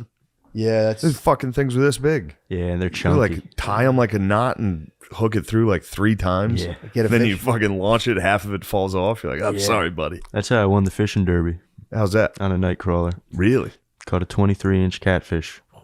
that one. 23-inch catfish is nothing to sneeze at. I know. Did you get to Catfish put munch up the a fish? Fight, bro. Now it's catch and release. Oh, that's At, good. I like that. I forget the name of the fishery, but they had a fishing derby every year, and I won a tackle box. That's big time. Catfish put up a fight, dude. Yeah, but you know who else does? Who? This guy. I fucking don't like it. I'm kidding, bro. You know, nothing but love for you. NBL. Yeah, we got to strategize about this game. Where are we at time wise? I think we were about 115, 110. Okay, nice. I have a whole Maybe we'll carry our strategy over to the paywall, 110. the as well as my Patreon. most fucking embarrassing moment I had in the U-Haul, dude. We'll take that to the page. Oh, nice! I forgot about that. Yeah, oh, bro. wow! Talk about what the a stew. What a great Showed my story. ass, bro. We didn't even talk about the stew yet. What's stew? Your stew. Oh shit, the stew. Yeah, we got the stew. We got a studio. We got a lot of stuff to things. talk about. Also, shout out Comfortland. If you live in Queens, eat at Comfortland. Hell yeah. What a great restaurant. Delicious. Wow, what a Dude, great restaurant. Shout out Batman from Indianapolis. I forgot I was supposed to shout him out. Yeah. He was passed out the whole time during the show. So, and he was worried he ruined the show, and his Batman didn't ruin the show. You were great. You added to the show. That's Full good. pass. It was, dude, in his face, going like this during my set.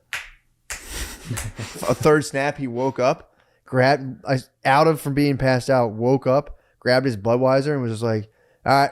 Started drinking. It was the funniest fucking shit. Nice. I had mushroom hecklers. Well, they weren't heckling, but we had guys on mushrooms. We'll get into it. Where you at Little next, cliffhanger, Matt? bro. Oh, yeah.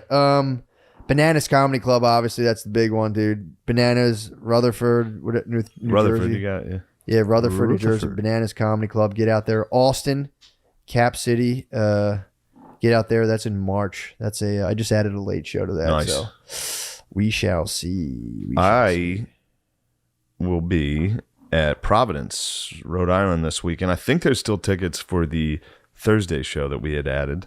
The 24th, 25th, 26th. I'll be with Matt McCusker in Salt Lake City. I believe that's all sold out, though. March 3rd, 4th, and 5th, I'll be at Levity Live. And I think Lemaire and Nate and Andy are going to open. So that'll hell be yeah. fun. The 18th, 19th, and 20th will be at Denver Comedy Works. Rumor has it John McKeever's opening. 24th, 25th, 26th, it looks like I'll be at Edmonton. Edmonton, Canada. I'm going to come up there. I'm going to sort things out with you guys and your truckers. They cleared it That's out. at the end of March, and I think I'm actually doing that. So They cleared the bridge, bro. it was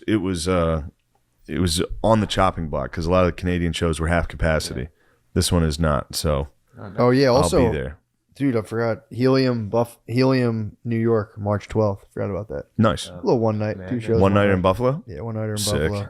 So yeah, sorry about that. I forgot all about that. No, Matt, don't be sorry. Sorry, Guys, man, we're Helium. gonna head over to the Patreon. Oh, could I mention my shows? Yeah. Yeah. Oh yeah. I'm sorry to bother all of you guys, but if you're in New York City, I'm running a comedy show Friday, February 18th in the Lower East Side. Please come. It's called The Doghouse. Microscene's on it and all of our friends. Microscene. It's Who else? $10. That's all. Tim Butterly, Column. No, Sid will be on the next one, I think. Okay. Column, Rainey, Nate, Nice. and my boy, Big Chrissy. Nice. Hell yeah. That'll be a good show. Thank you. What was it called? Doghouse. The Doghouse. Where is it? At Sesh Comedy in the Lower East Side. You can find it on my Instagram. Okay, great. It's $10. Oh, that's nothing. I know. What a deal. Please help me. Well, see you guys on the Patreon. Yeah, dude.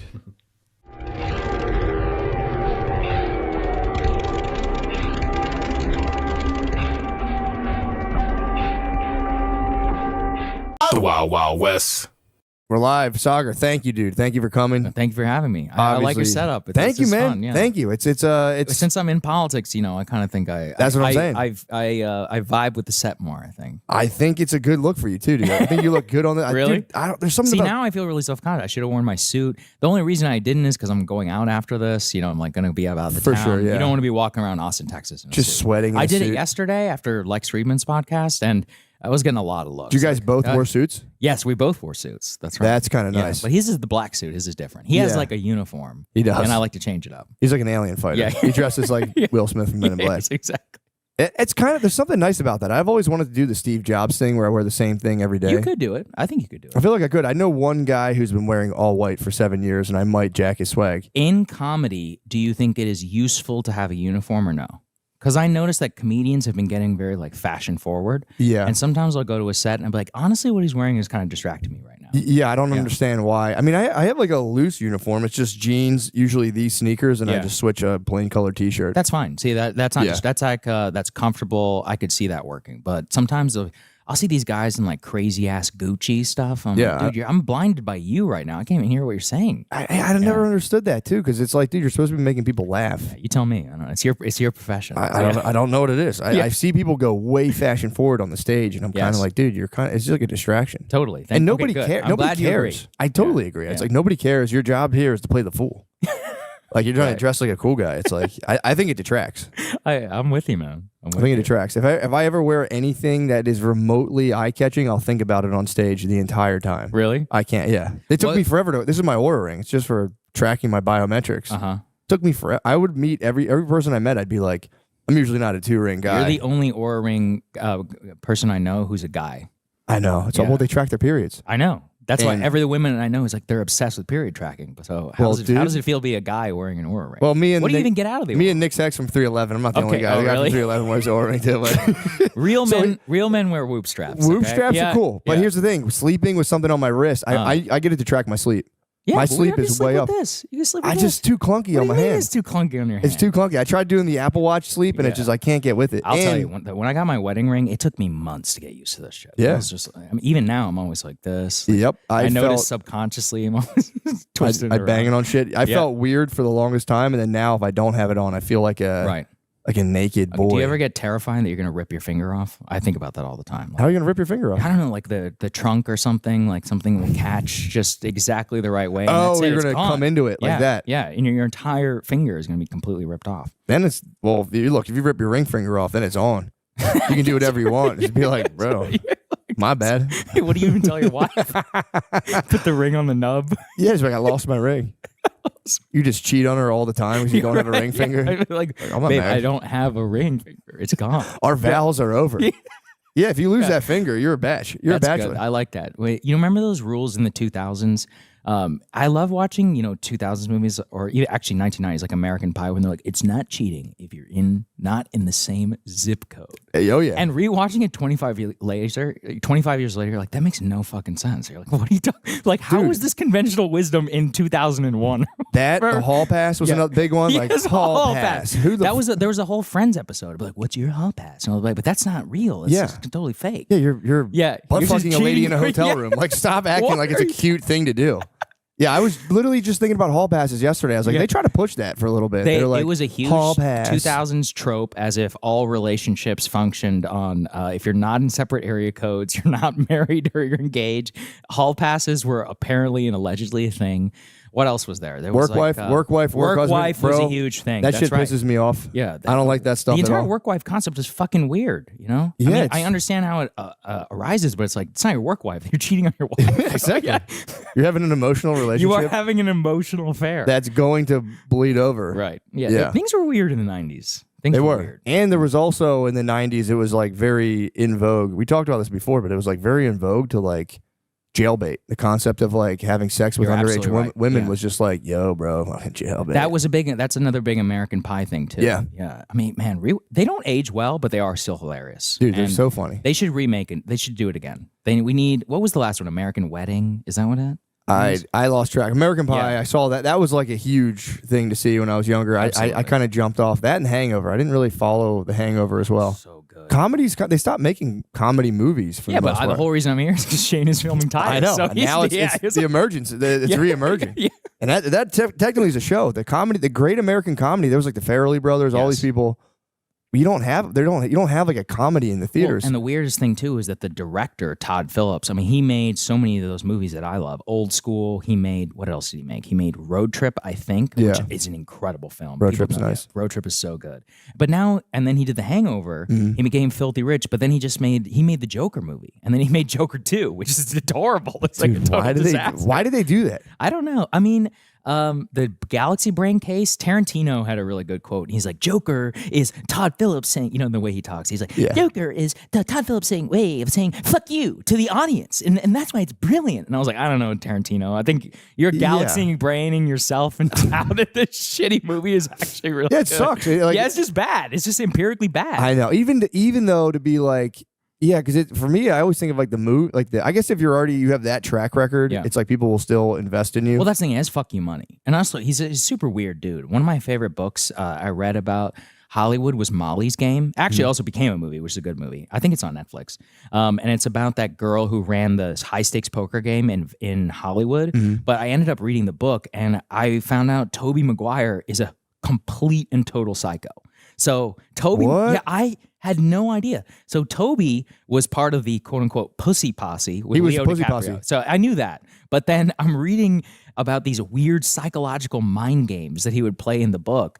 And he would, at one point, he had a quote where he's like, poker is not about winning. Poker is about destroying people's souls. And he would string people along and bring them and get them into debt. And he was constantly charging this girl, the girl who ran the games, and he was fucking with her and her livelihood. And he would take the game. He's a multi-hundred millionaire or whatever. Right? Yeah, yeah. And he's constantly, he's charging her for using his automatic shuffling. Just weird power game shit. Like true Hollywood. He's like an evil nerd. Yeah, he's like an evil nerd. Psycho. What the Reading fuck? that book, I was like, dude, you are an actual psychopath. Like, this Seabiscuit, he's the jockey. That's it's Spider-Man. That's all I know about this guy.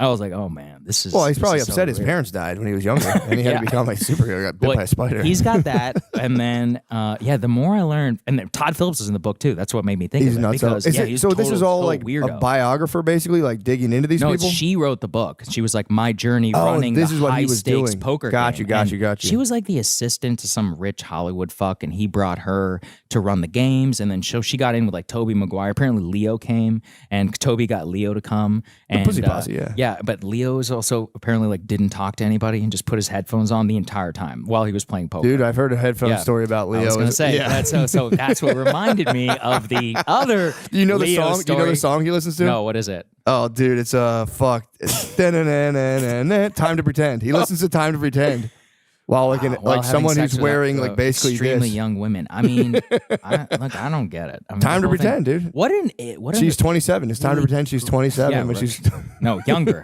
18. What's the I'm saying cutoff she's for 18. Leo? He's 25. pretending. Oh, that's right. He's trying to pretend that she's 18. they're trying to pretend she's 27, but she is The 18. whole thing is very strange. The Leo thing, I don't get it. I love Leo. He's such an incredible actor. It's He's got fantastic. great instincts. He's actually a very, very smart guy. But yeah, his personal life, it's weird. Like, I think we Dude, need to call a spade a spade. It is, and it's also one of those things where I think Bill Maher is like another avowed kind of like, yeah, I fucked 19-year-olds and I'm Right. 65, and he's like, No, he's it's- older than that. I think he's like 67, bro. Yeah. Jesus Christ. He might be pushing 70 actually. Really? Yeah. Yeah, and it's another one where it's like, yeah, it is weird. It is definitely weird, dude, because just the mental difference is crazy. Yeah, I mean, we're talking like statistical, like think about how many standard deviations away It's like a vampire. That It's person. like you're an immortal vampire at that point. You're 70 talking to an 18-year-old. 18-year-old girl. Yeah. You're kind of babysitting her. Absolutely, you are. There's no Yeah. question. I don't know, man. And if it's like, dude, like you can be like, oh, I can make a geometric case for their breasts. It's like, all right, dude, well, like, dude, just stop being such a pervert. Go jack off, dude. You don't have to date an 18-year-old. Just go jerk off. You don't have to like try to make it a lifestyle. See, I love movement. this because this is a very just natural way of us, like, bringing ourselves to being like, yeah, there's actually really something about you should just get married, bro. Like, Yeah, just yeah. get married. Be normal. Being normal is good. It's actually a good thing. People who aren't normal are fucking weirdos. And I mean, you and I are in a unique position where you actually probably eventually get to meet some of these famous people that you see, or you just hear little things that are not For coming sure, out in for the sure. public, and you're like, oh yeah, there's a real cost to this, isn't there? You're like, and I'm like, I'm not really sure. I'm like, I don't want to fuck with this. This is not the way that I choose to live my life, and I don't really want to be associated with Well, that. dude, there Yeah. comes a point where you're either involved in this, like, because you're absolutely right, because you get to like, they're like the rarefied air of like Yes. Hollywood and all this stuff, and it does turn into like a diabolical power game, and it's like we all have those instincts to participate in some level, but there are people who give their entire lives to like, like looking at another guy's car or Yes. being like, he got what project? Fucking motherfucker. Yeah, it's Where's a my real- 19-year-old girlfriend? I need to fucking eat her pussy right now It's to a calm real down. like weird consumerist like idolatry of the self. Yes. And it's like everything that I've learned, in life is just like all of that is horrible and it's bad. Yeah. There's a good political, thing to this too. If you stay in Washington, the thing is, lots of people who are young come to Washington, 22, 23 years old, wide-eyed, bushy-tailed, all of that. Most people burn out by 27. So I'm like in my mid-30s now, and so I'm in the cohort, like we made it, like the people who actually got the job, stayed in the lifestyle and all of that. But this is also, there's this cringe show, but How I Met Your Mother. And there's a very important concept that Barney lays out in that show where he's like relationships. And I think life is like this, have off ramps like an exit, where it's like relationships is like 1 year, 3 year, 5 year, 10 year, 25, something like that. And if you look statistically, he's not wrong. Yeah. In terms of like when divorces and breakups and all that stuff happen. But for like professional DC, or honestly any career where it requires you to give fucking everything to it. But then you start to see one of the most important pieces of advice I got was like, look at where you are and then look at the guy who's 10 years in that same path. And I was in the White House briefing room, for example, and I was looking around. I'm like, wait a second. I'm like, I don't want to be any of you people. I'm like, I need to get the fuck out of here. I'm like, I'm like, if we're on this track, I'm like, this is a bad track. We gotta get out. What was the White House briefing? Was that like when you sit and ask questions at like that's where, well, I didn't even get to sit. I had to stand like a bitch in the corner. Excuse me. So you're like just yelling questions. It's horrible, man. Yeah. So actually, I'm hopeful with the new administration that we can change some of this up. So the way it works is that the White House Correspondents Association is like a cartel. And even though it's unofficial, they run everything. So all the briefing room seats are assigned by the White House Correspondents Association. I was working for the Daily Caller at the time, which is like a conservative media outlet. And if you want a seat, you have to apply. And applying takes years to get a new seat. And so if you don't have a seat, then obviously you have to get there early. So I would get there hours early ahead of time just to be able to stand in the hallway, like on the side. And you're literally crammed in up against like all these different people. There's all this jockeying and there's like foreigners. It's like the stock market kind of, in a way. Literally, it's like a movie, right? And then you just sit there and you kind of like poke your hand. I was lucky because I'm tall, so I actually get my hand above. There was a short girl behind me and she was like, can I get in front of you? I'm like, sorry, bitch. Yeah, like, I got here. Yeah, I was here at 5 a.m. Look, it's a dog-eat-dog world. Like, get here earlier. Yeah, I don't know what to tell you. That's what I'm talking about, though. I don't want to be that person. That actually sucks. Yeah. Or there was this girl who's like, hi, I'm shooting a documentary. I'm from England and all this. And I was just wondering if I get my shot. I'm like, yeah, but if you get your shot, I'm going to get my question. So it's like, and then my boss is going to chew my ass out. So it's just not going to happen. It's like, and you don't want to be in that mind space, is more what I'm saying. So that's probably... It takes a toll. It does take a toll. Hollywood, finance, politics, all these other things all function the same way in that if you want to be in the top 0.1% of your field, you have to give everything to it. And that's it. There's no other choice. Yeah. And, people should be real with that. So if you're listening and you're like thinking, you're like, oh, I really want to do something like that, just understand what it takes. Understand what it actually takes to get there. Oh, dude. Yeah. For sure. And dude, it's funny because I'm viewing schools now and it's like kind of related. So I'm looking at schools for my daughter. She's going into kindergarten next year. So we're like looking at, and it's like, dude, schools now are, and I think it's good, but from what I've been seeing, it's like they're educating people to like do something for everybody, to like bring something to the world rather than like, when we were in school, it was more like build yourself up so that you're a high value individual that you can just take resources for yourself and just, like fuck off. And it's like, yeah, but the problem is like they sold everyone that dream, but the reality is like most people aren't going to get those. Well, and it's not most people about, are going to become doctors. And most shit. people don't want to do that. True. You don't want I'm Indian, so I know a lot of doctors. It's like, do you want to know how hellish medical school is? Dude. Be real. Whenever you like, for real. Do you want to spend 8 years in school, 4 years making shit money with $300,000 in debt, working 80, 90 hours a week, getting shit on by the attending physicians, then hoping and praying that you get, your placement or whatever for the next job. So by the time you're my age, you can finally get your first paycheck. Oh, but fuck you. Even though you get your first nice paycheck, 90% of that is going to be going to clearing off of your medical debt. And you've lived 10 years. You're probably now addicted to smoking, food, like some vice of something. There's no way. Sure. Again, you know this too. When you work really hard, like it takes it all from you. You're going to be addicted to energy drinks, nicotine, whatever. Yeah. Like you need something. Yeah. It's not possible to do it natural. It's true. I've gone back and forth and it's like, I'm like, no, I don't need anything. And I had like a pretty harsh caffeine phase for myself. I'm like sensitive to it. Yeah. I had to stop that because I wasn't sleeping. But how do you? Because you travel a lot, right? Yeah, that's brutal. It sucks. Yeah. I've recently introduced melatonin. Okay. I'm a very like natural type. I don't want to take anything, but I've succumbed to just like interesting. Just can I give you a warning about melatonin though? Yeah. So Andrew Huberman says not to take melatonin. I know, man. I know it's not good. Because he's I know saying, it's not right. It was something about He said like the label on the bottle can be anywhere between like 2% and 1,000% of what's actually in there. What? Yeah, and he said something. Don't take my word for it, but it was something along the lines of, "I've seen them give melatonin to rats and it shrivels their balls." So he's like, I think that it messes with testosterone. Right, enough said. Dude, I'm done. My opinion. Enough said. You should stay off. I'm off it. Stay off the melatonin. I'm off it. It is as soon as I started taking it, I was like, I get why Michael Jackson had a guy with like an IV in his arm. I'm like, dude, no, that was a whole other level, man. That's like what was it? Propofol? Propofol. It was Propofol. But you start to like, dude, it's like you're just sitting there reading a book and all of a sudden the melatonin just starts to like weigh you. You're like a stone statue and then you're just like. Did you read about this Matthew Perry thing? Oh, it was so fucked up. So what actually happened to him? Perry. I mean, it's really sad. I read his book actually after he died, and Perry was obviously, everybody knows he was a drug addict, but it's his parents. It turns out his mom was like the press secretary for Justin Trudeau's dad. What? Like, when he was the prime minister. Yeah, he was actually, and apparently he beat the shit out of Justin Trudeau when they were kids, which is wild. Matthew Berry beat up Justin Trudeau? Matthew Berry beat up Justin Trudeau. That's kind of boss. Yeah, it is cool. But so Perry, it turns out when he was like a really little baby and he was crying, his parents would give him like benzos, like benzodiazepine. What? Like really fuck. And he was like, yeah, when some of my parents' funniest stories is about me as a baby just sitting there like drooling out of my mouth when they were plugging me full of benzos because I was crying. He was like colicky. And so his theory of why he's so fucked up and addicted to drugs was because at a very early age that he had benzos. And he's talked about how the very first time he ever felt like anything was good in this world was when he was drunk at 14 years old. And that was the rat race. And then he becomes a fucking 100 millionaire, centimillionaire, whatever, from Friends. And that's why you can see his weight wildly fluctuate on the show because he was either drunk or he was on pills or he was on Oxy.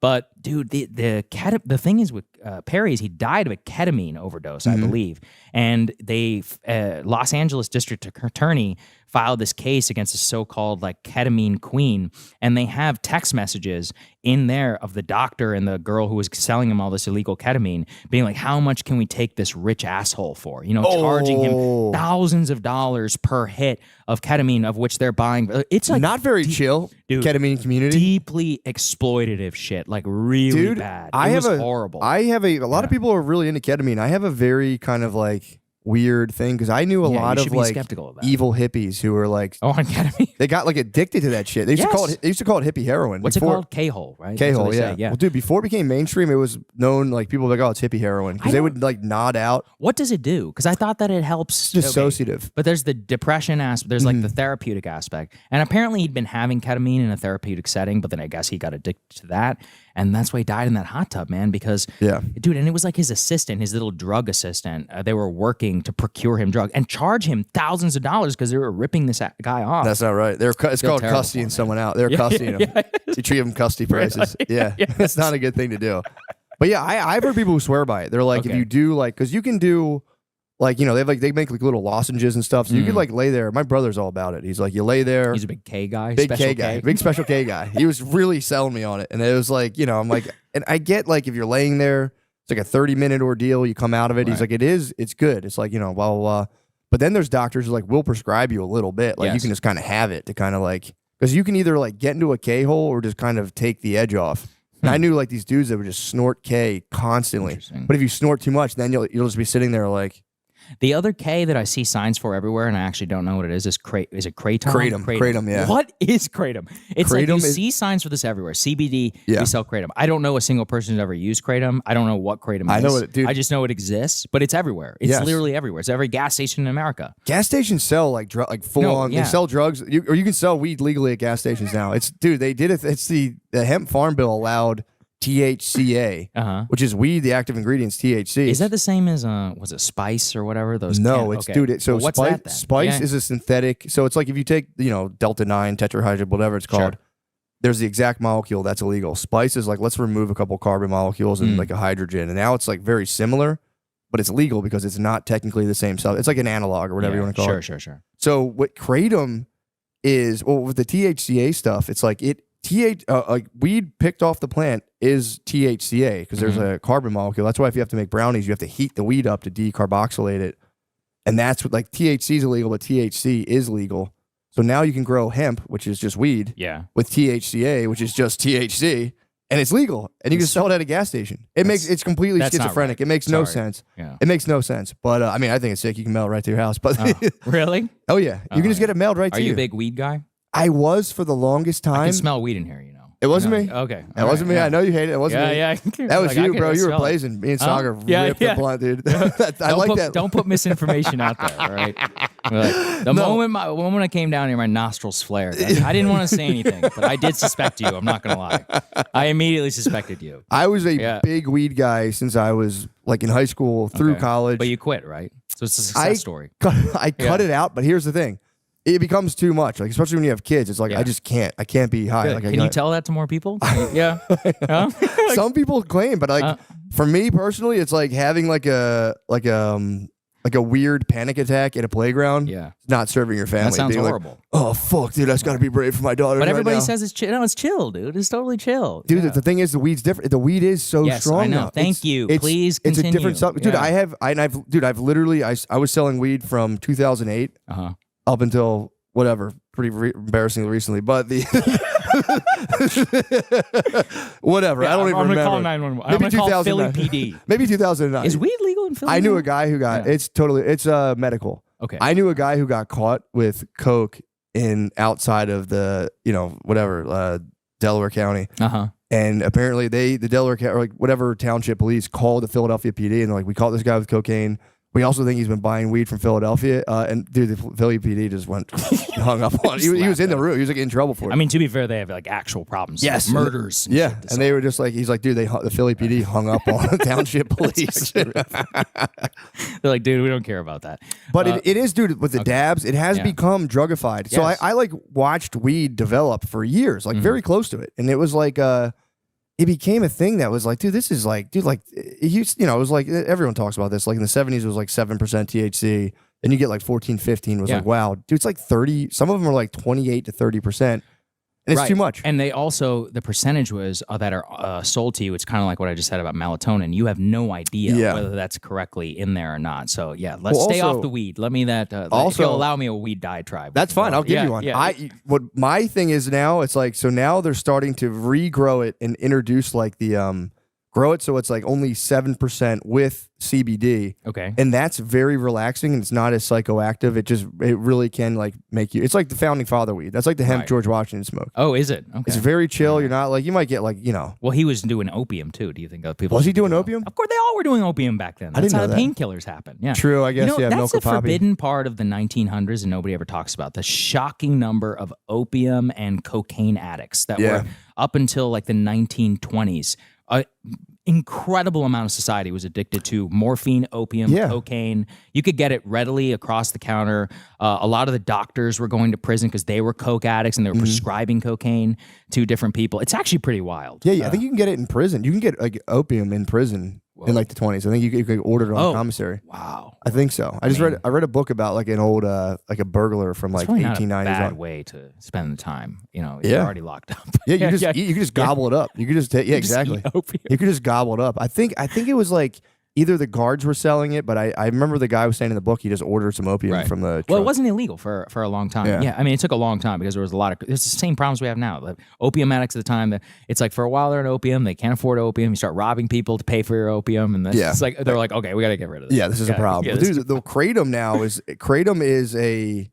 It's not. so what is it? Is so it it's a technically plant? an opiate. It's a plant. It's a natural plant, but it has. No, this is what they say about it's natural. It is natural. Yeah. Weed Yeah, is it's natural. natural. What did you just talk about? Oh, they're cross plays with this. Yes, 40% now. It's like, that's not fucking natural. Exactly. Okay? I That's as think you're natural as the red tomato in a grocery store. I totally agree. All right. I think they've ruined weed. Now it's called type 2 cannabis. They're walking Okay. it back, and I think that because dude, I would just like freak out. I'm like, this sucks. This isn't fun at all. Or I do think though, and this is like a. I do like saying this to people because people get very like bullyish with weed. They'll be Very like, much. dude, fucking 5 milligram. I could take a 50 mil. It's like this because you're a dumbass. You don't have anything going on in your brain. So you're it's just. like you've actually cooked so much of your IQ off that you no longer have the IQ to understand. no, I'm saying what's naturally happening. they're a dumbass. Oh, already They've always naturally. been people who That's can do fair. like 200 milligram edibles. It's like, yeah, because you're a fucking dumbass. You don't have anything going on in your mind. You're just sitting there like, you're like when like a dog gets a brownie. You're just kind of like, or you metabolize it differently. I don't know. Okay. All right. Yeah. But dude, definitely yeah, possible. the kratom, they do snag people with the natural stuff, but it's like it mimics opiates. So people will use it to get off of like, you could be sick It's like from methadone? heroin if it was a plant. But it also is different. Like if you take a little bit, it's energizing. But if you take a lot, it's like you ate like 4 Percocets. Get it, man. Dude, and people Yeah. get addicted to it, man. And No, it's no, like, no. I do know that. That's why I brought it up because there is a lot of this weird stuff that, like kratom, obviously weed now with the mass legalization, Mm-hmm. and nobody ever talks about. You know, if you look at the weed graph, like over 20% of weed users are using it on a multi-daily basis. Yeah. So that is like, imagine if 20% of people who drank alcohol drank like straight liquor all day, every day. That's Yeah. not even close. What is the percentage of people who drink alcohol daily? who are daily drinkers? I think it's like 7 to 8%. Actually, by the way, I'm not putting alcohol off the. For sure. Yeah, it's really bad. People Yeah. who are alcoholics, it ruins your life. It will kill you early. There's all this stuff. And actually, it's weed and alcohol, almost all vices actually have the same effect where between like it's like the Pareto principle where 20% can be responsible for 80%. And so 20% of weed users consume almost all of the weed. And because they're using it every single day and it's extremely high THC and it's psychoactive. Anybody who knows anybody's ever owned a liquor store, it's like the vast majority of your sales are going to the same like alcoholics. Honestly, it's really sad. Yeah. And then gambling is the same way. Like a huge percentage of casino returnees, like, you know, people go to Vegas and they have fun, but like if you have ever spent time in a casino, like the people that come every single day are just like pissing their life. It makes you really sad. That's the saddest part. Like It's that so is sad. really sad. It's so when you see, especially the old Yeah. people there, and you're like, damn, your kids stopped talking to you. You've worked your you whole don't life. have, do you have sports gambling advertisers? Do you? Oh, big time, yeah. Oh, do you? Okay. You can talk whatever you want. Okay, all right. Well, then I'll say it. It's unfettered free speech. Well, You think I'm going to restrict speech at the podium? Sorry, DraftKings and FanDuel and all these other people. It's not those two, but yeah. Okay, good. All right. Well, we've definitely had that before. Oh, have you? Say whatever you want. Okay. All right. Yeah, I'm good. not worried about Well, that. I don't want to get you in trouble, but you know, Can you get me in trouble? I have become totally convinced. But I don't put cards on the table. I actually like to go to the casino. I think casino gambling is really fun, but I think it's very important that I have to go to the casino to a physical location. The stats right now on sports gambling, it's just like weed, all vices, disaster. If you look at the amount of money that is being sucked out of people's pockets, it's horrible. So in September in New Jersey alone, New Jersey bettors lost $200 million gambling online, in full online gambling. They lost $400 million. They were gambling on sports, and a total of $900 million in a single month of September, just if you include also the casinos. So you can see that almost half of the money that New Jersey bettors lost. By the way, Jersey's not that fucking big. So we just talked about $1 billion that got sucked out of the market. Crazy. People are addicted to sports gambling, man. It's terrible. And the other thing is, if I studied, I went and I read a little bit about how casinos operate, and casino profits, like the amount that they take, is called the hold, like on a game. And the hold for DraftKings, FanDuel, and all these others is way higher because traditional gamblers in casinos, they'll bet the money line or they'll bet the spread. But these retards on sports gambling are buying and doing all these parlays that get algorithmically pushed. You have no fucking chance of winning your parlay. Okay? Yeah. Sorry, you're not going to win your parlay. Don't ask me. Check the stats and look at the profits for where all these people are coming from. So, dude, mass sports gambling has been a fucking disaster. Like, you've seen domestic violence has gone up in the places where it is. Bankruptcies are up. You're seeing a huge amount of credit card debt, 25% increase amongst the people where it is legal. And actually, I just read an article about Brazil yesterday where basically it's a social transfer program where the government is cutting checks to working class people. Those people are gambling almost 40% of their paychecks away on a consistent basis. So it's like a mass wealth transfer that's happening right now. And I mean, sadly, because you can do it online, just imagine if you could take your phone out and there was an app on your phone where you could drink alcohol. Do you know how popular that app would be? Imagine, or see naked girls. Well, that's a big one. We'll get to that next. We're gonna come next. This is gonna be the Killjoy podcast. No. But imagine if you could like suck marijuana from an app that was out of your phone. People would be addicted to that. That gambling is honestly worse. Well, it's than both a double of those. addiction because the phone's addictive. Yes, and exactly. then you put addiction on So top you of have an addictive algorithm, you have device. phones, and you have money that is now at stake. Every single state where this has happened has been an absolute nightmare. And if all you have to do, the thing is that the gambling companies legally they have to disclose all of this. So all you have to do is go and read their profit and loss statements and look how much of this is coming from the parlay bets. It's the vast majority of their profits. And yet you idiots keep signing up for it. And I get that it's fun, but it's not funny whenever your wife is like, hey, baby, can we buy these berries for our child? And you're like, oh, I actually pissed it all away on a parlay last night. And, now you have guys who are, you've seen this explosion and people are like, I'm gambling on women's softball or in Korea. And I'm like, bro, you have a problem. Yeah. You have a problem. That's always been people are like that's degenerate behavior. Like the Little League World Series, like you're a degenerate. You're a degenerate. Yeah. You are a degen, bro. And this is my case. I think gambling should be legal. But it should only be in casinos because one of my favorite parts about going to the casino is you meet the characters. Right? You go to the craps table and you see a guy who hasn't showered in 3 days and has got his colostomy bag on. And by the way, he will teach you how to roll the dice. And so shout out to that man for showing me showing me how to do it. But seeing him, I'm like, I don't ever want to be even in the same like universe of like whatever this dude is.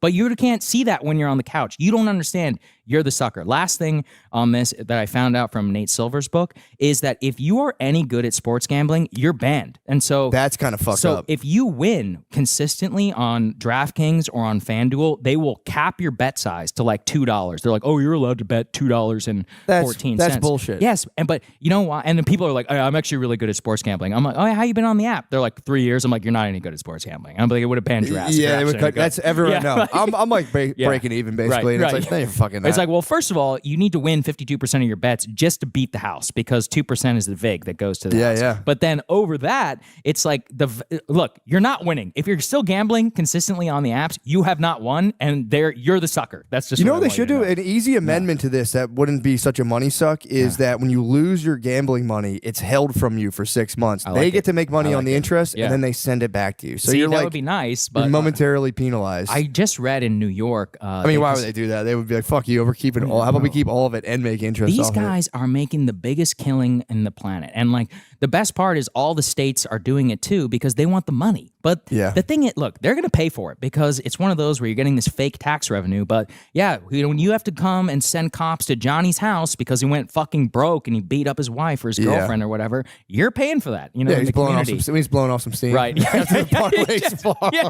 Parlay goes down. He's going to house one of those plastic bottles of whiskey from Costco. Yeah. And we all know what happens next. It is weird that when jobs are scarce, like it just people just end up beating up girls. Like if there's not good stuff going on, people are like, well, I guess I have to beat up a girl now. It happens across like every culture. It's every culture. Actually, a lot of people got mad at me on the show because I was talking about it was during one of our immigration debates. I think you talked about it a little bit actually on your show, and I was just like, look. And by the way, just full disclosure, I married into an Irish family from Philadelphia. Oh, there you go. All right, so I have no discrimination against the Irish, but what I'm saying is, back in the day, I think it was reasonable to be like, well, you know, all these people are coming over here and they drank a lot of whiskey. And so nobody knows this. The very first thing that women did whenever they voted was ban alcohol. That's why the temperance movement was entirely driven by women. Whoa. And the reason why is because they were getting the absolute shit kicked out of them by their drunk ass husbands who were drinking a liter of whiskey per day on average to deal with, you know, the industrial revolution and all this. But it was also, let's be honest, it was part of their culture, right? Yeah, and for so, sure. And so that's what people don't forget is like that for some reason it's intrinsic. Like alcohol, gambling, and beating the shit out of your wife. It's just a package deal. It's one big thing. You are signing up for that. Yep. You are 100%. So don't incentivize it. Yeah, it's just impulses ruling the roost, and then eventually the curtain closes, and you're like, right. Yeah, well, really what I think it is just somebody for the first time is showing the reality of what you've done, where you can rationalize your parlays away, you can rationalize all this, but the very first time, like I just said, we're like, hey, can we pay to go see, I don't know, like I want to go see my mom next week or whatever. Can I get a flight? They're like, no, we literally don't have any money. Yeah, or the ultimate being like, I told you the Chiefs weren't going to kick a field goal. And you're like, shut the fuck up. You didn't know that. Yeah. Well, it is funny. There is a huge, because, you know, I'm all like Irish Catholic out, and it's like, like seeing someone fall at a wedding, I'm like, meh. It's like, it's so normal. And like my wife would like cry. She's like, that's not right. And I'm like, that's so sad. I'm like, dude.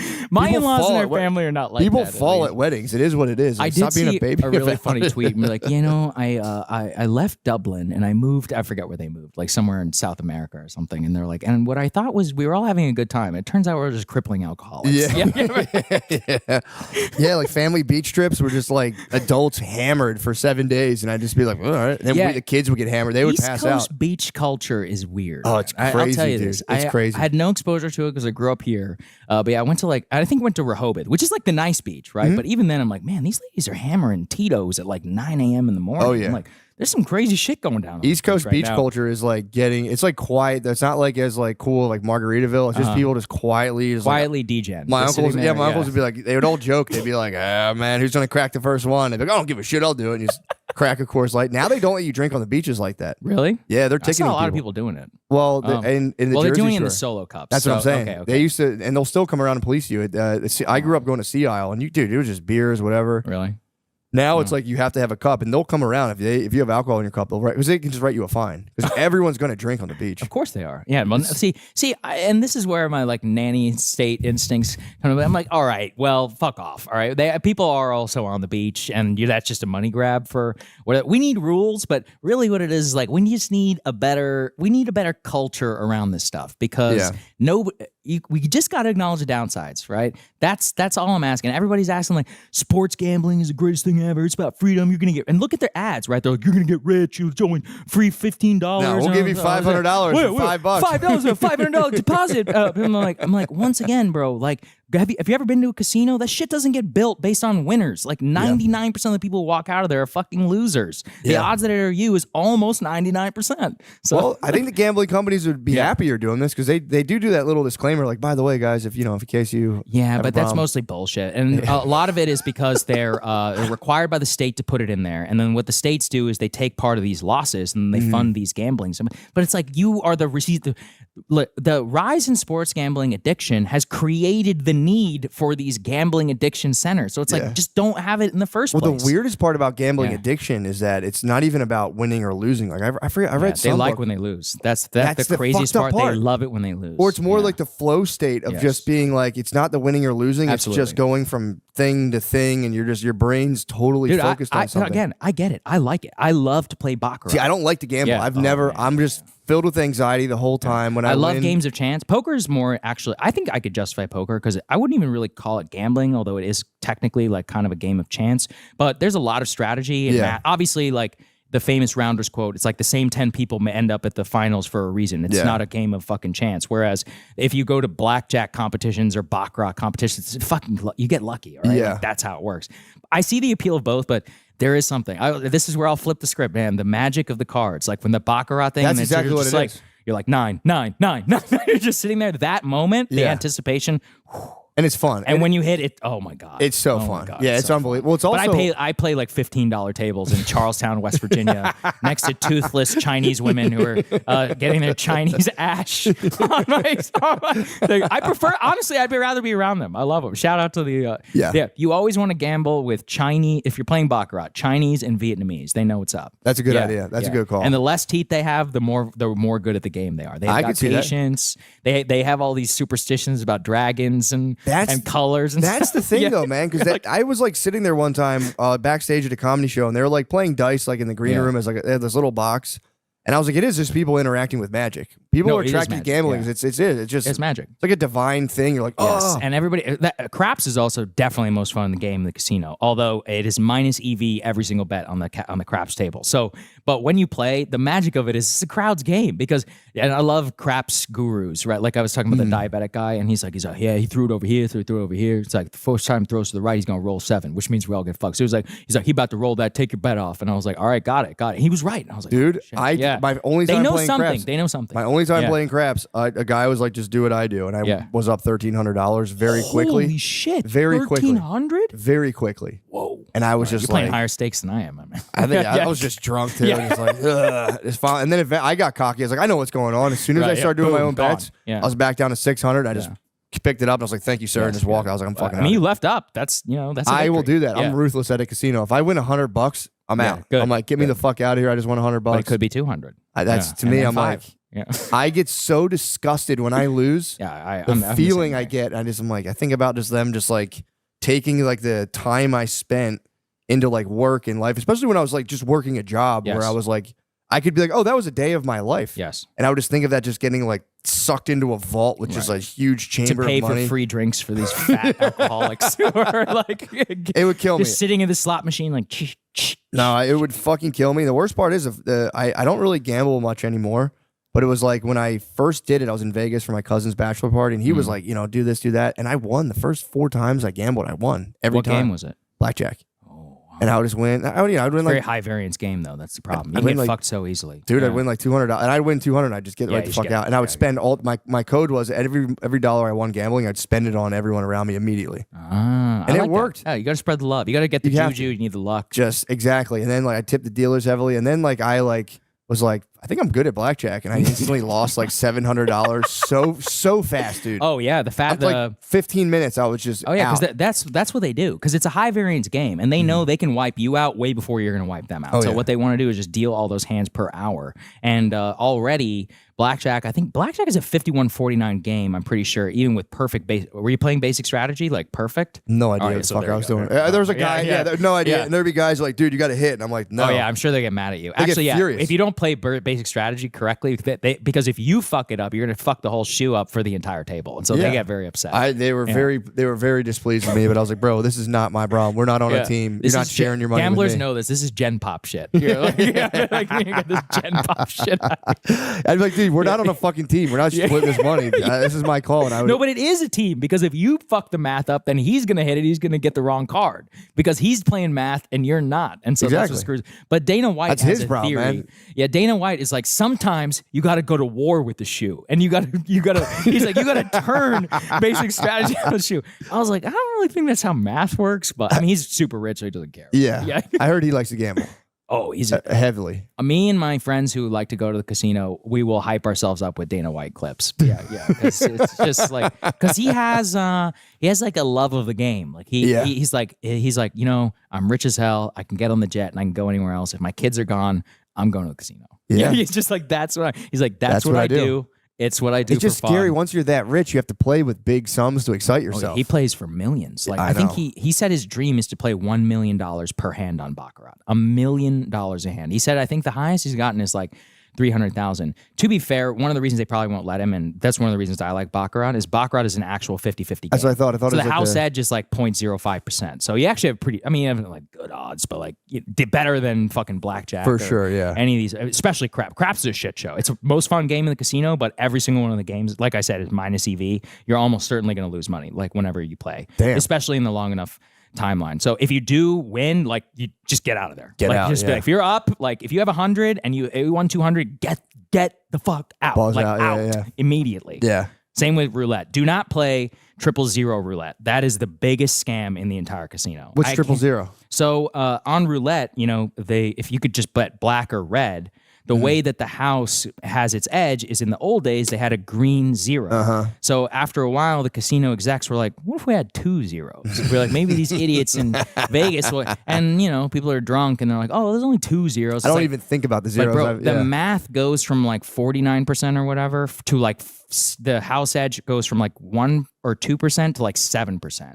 And then after a while, they couldn't add 3 zeros. So they added like whatever the casino. No, they added a third one. So they go 0, then 00, and then they have like the MGM logo on the wheel. So now the edge is like 11%. I thought you were saying they added 1010 and then a third, but it was a 00. No. So there's a 0, then there's a 00, and then there'll be like MGM or Caesars or just whatever. A blank space. You're just pissing your money away. Like people, there's the meme. It's like if you win, you're like put it all in black or whatever. Yeah. Like, well, check the zeros because if there's 000, you're fucked. All right. Like you have not good odds.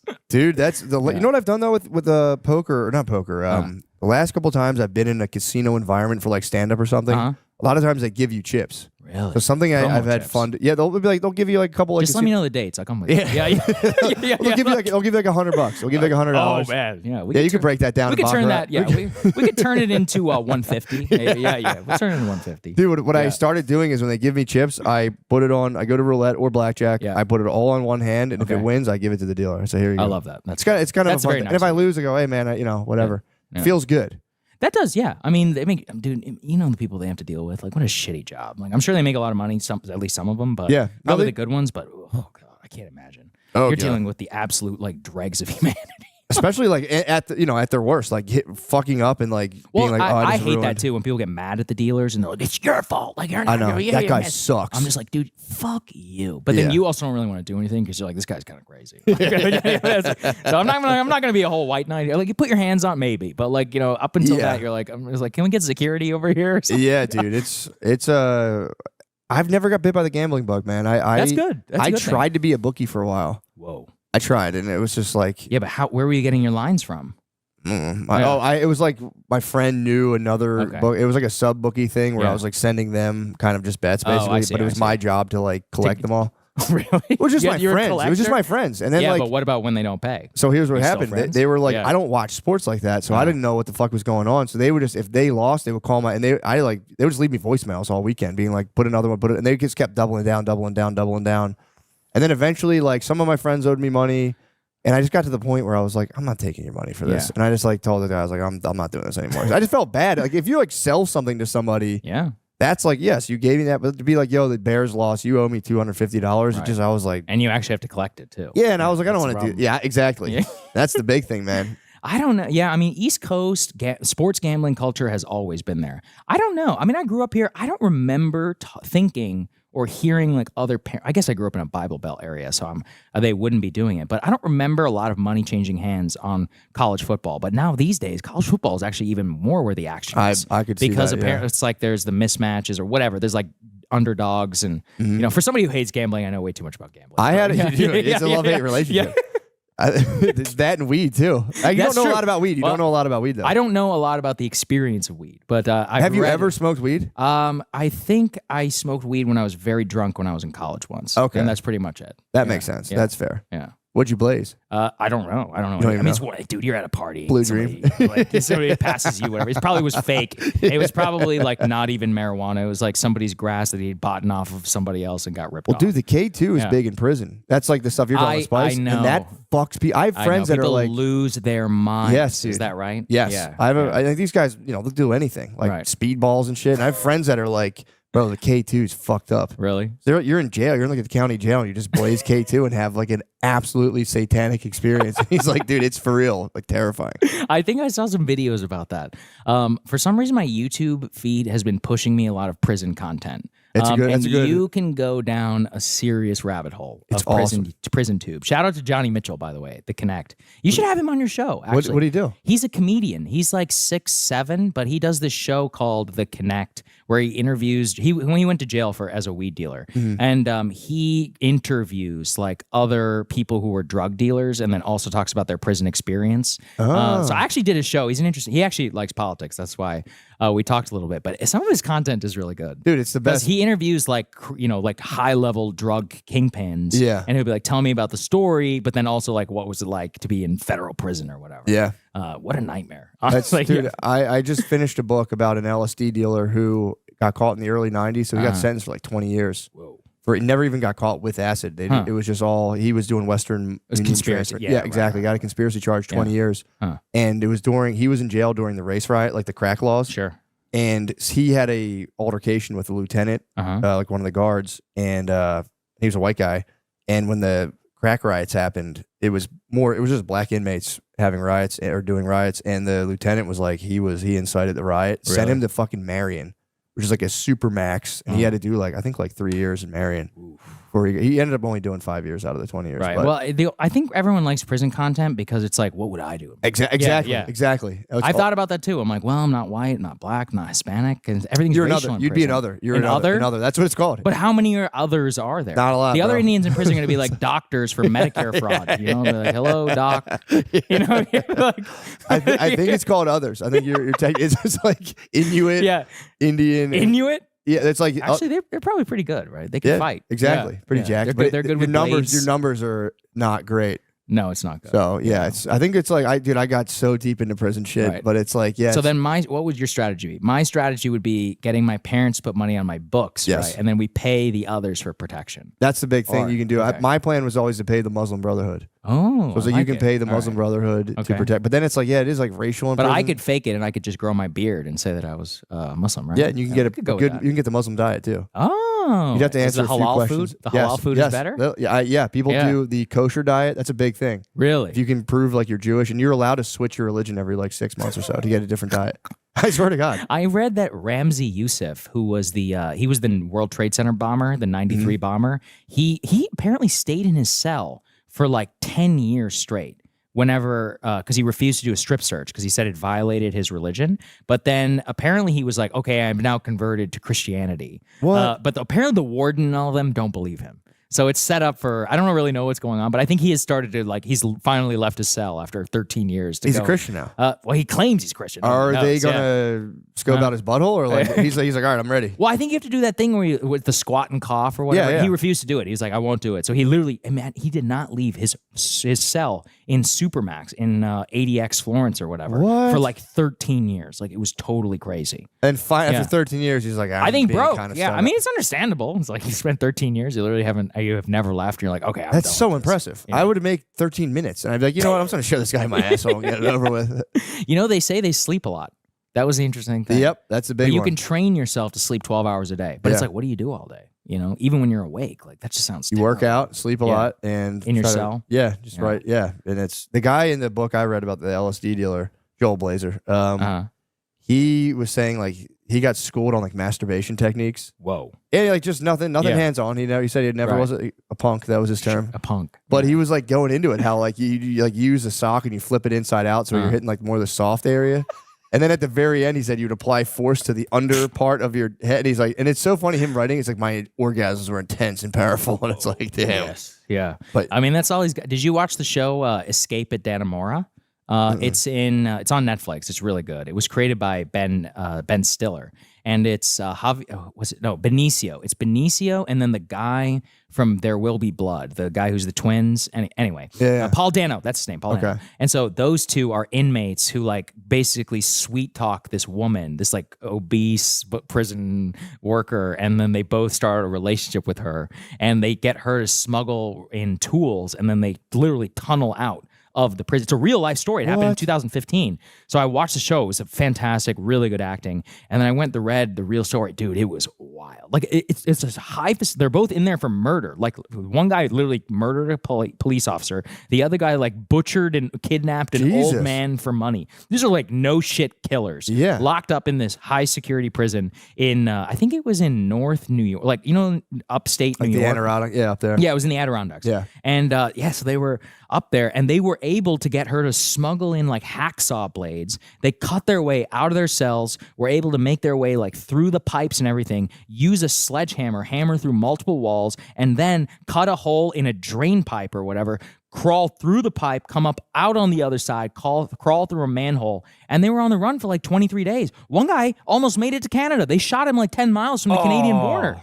Yeah, one guy was killed. The other guy, sorry, spoiler alert. What year was this? 2015. It wasn't that What? long. Yeah, dude, it was like They less than shot him at the. Well, I guess if Yeah. he's that high profile. Well, they were a trooper was like, "Hey, who are you?" And he just like took off running. And the other guy apparently was like a drunk. And they would find like hunting cabins, and he would just be like, "All right," and he was just grabbing whiskey. He was just was like a bear. He was like a bear. He literally was like a bear.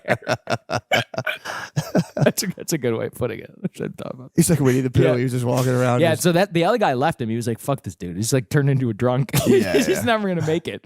And then He's not gonna make anything of himself. And so then he got killed, and then the other guy actually almost made it to Canada. Damn. Yeah, I know. He almost.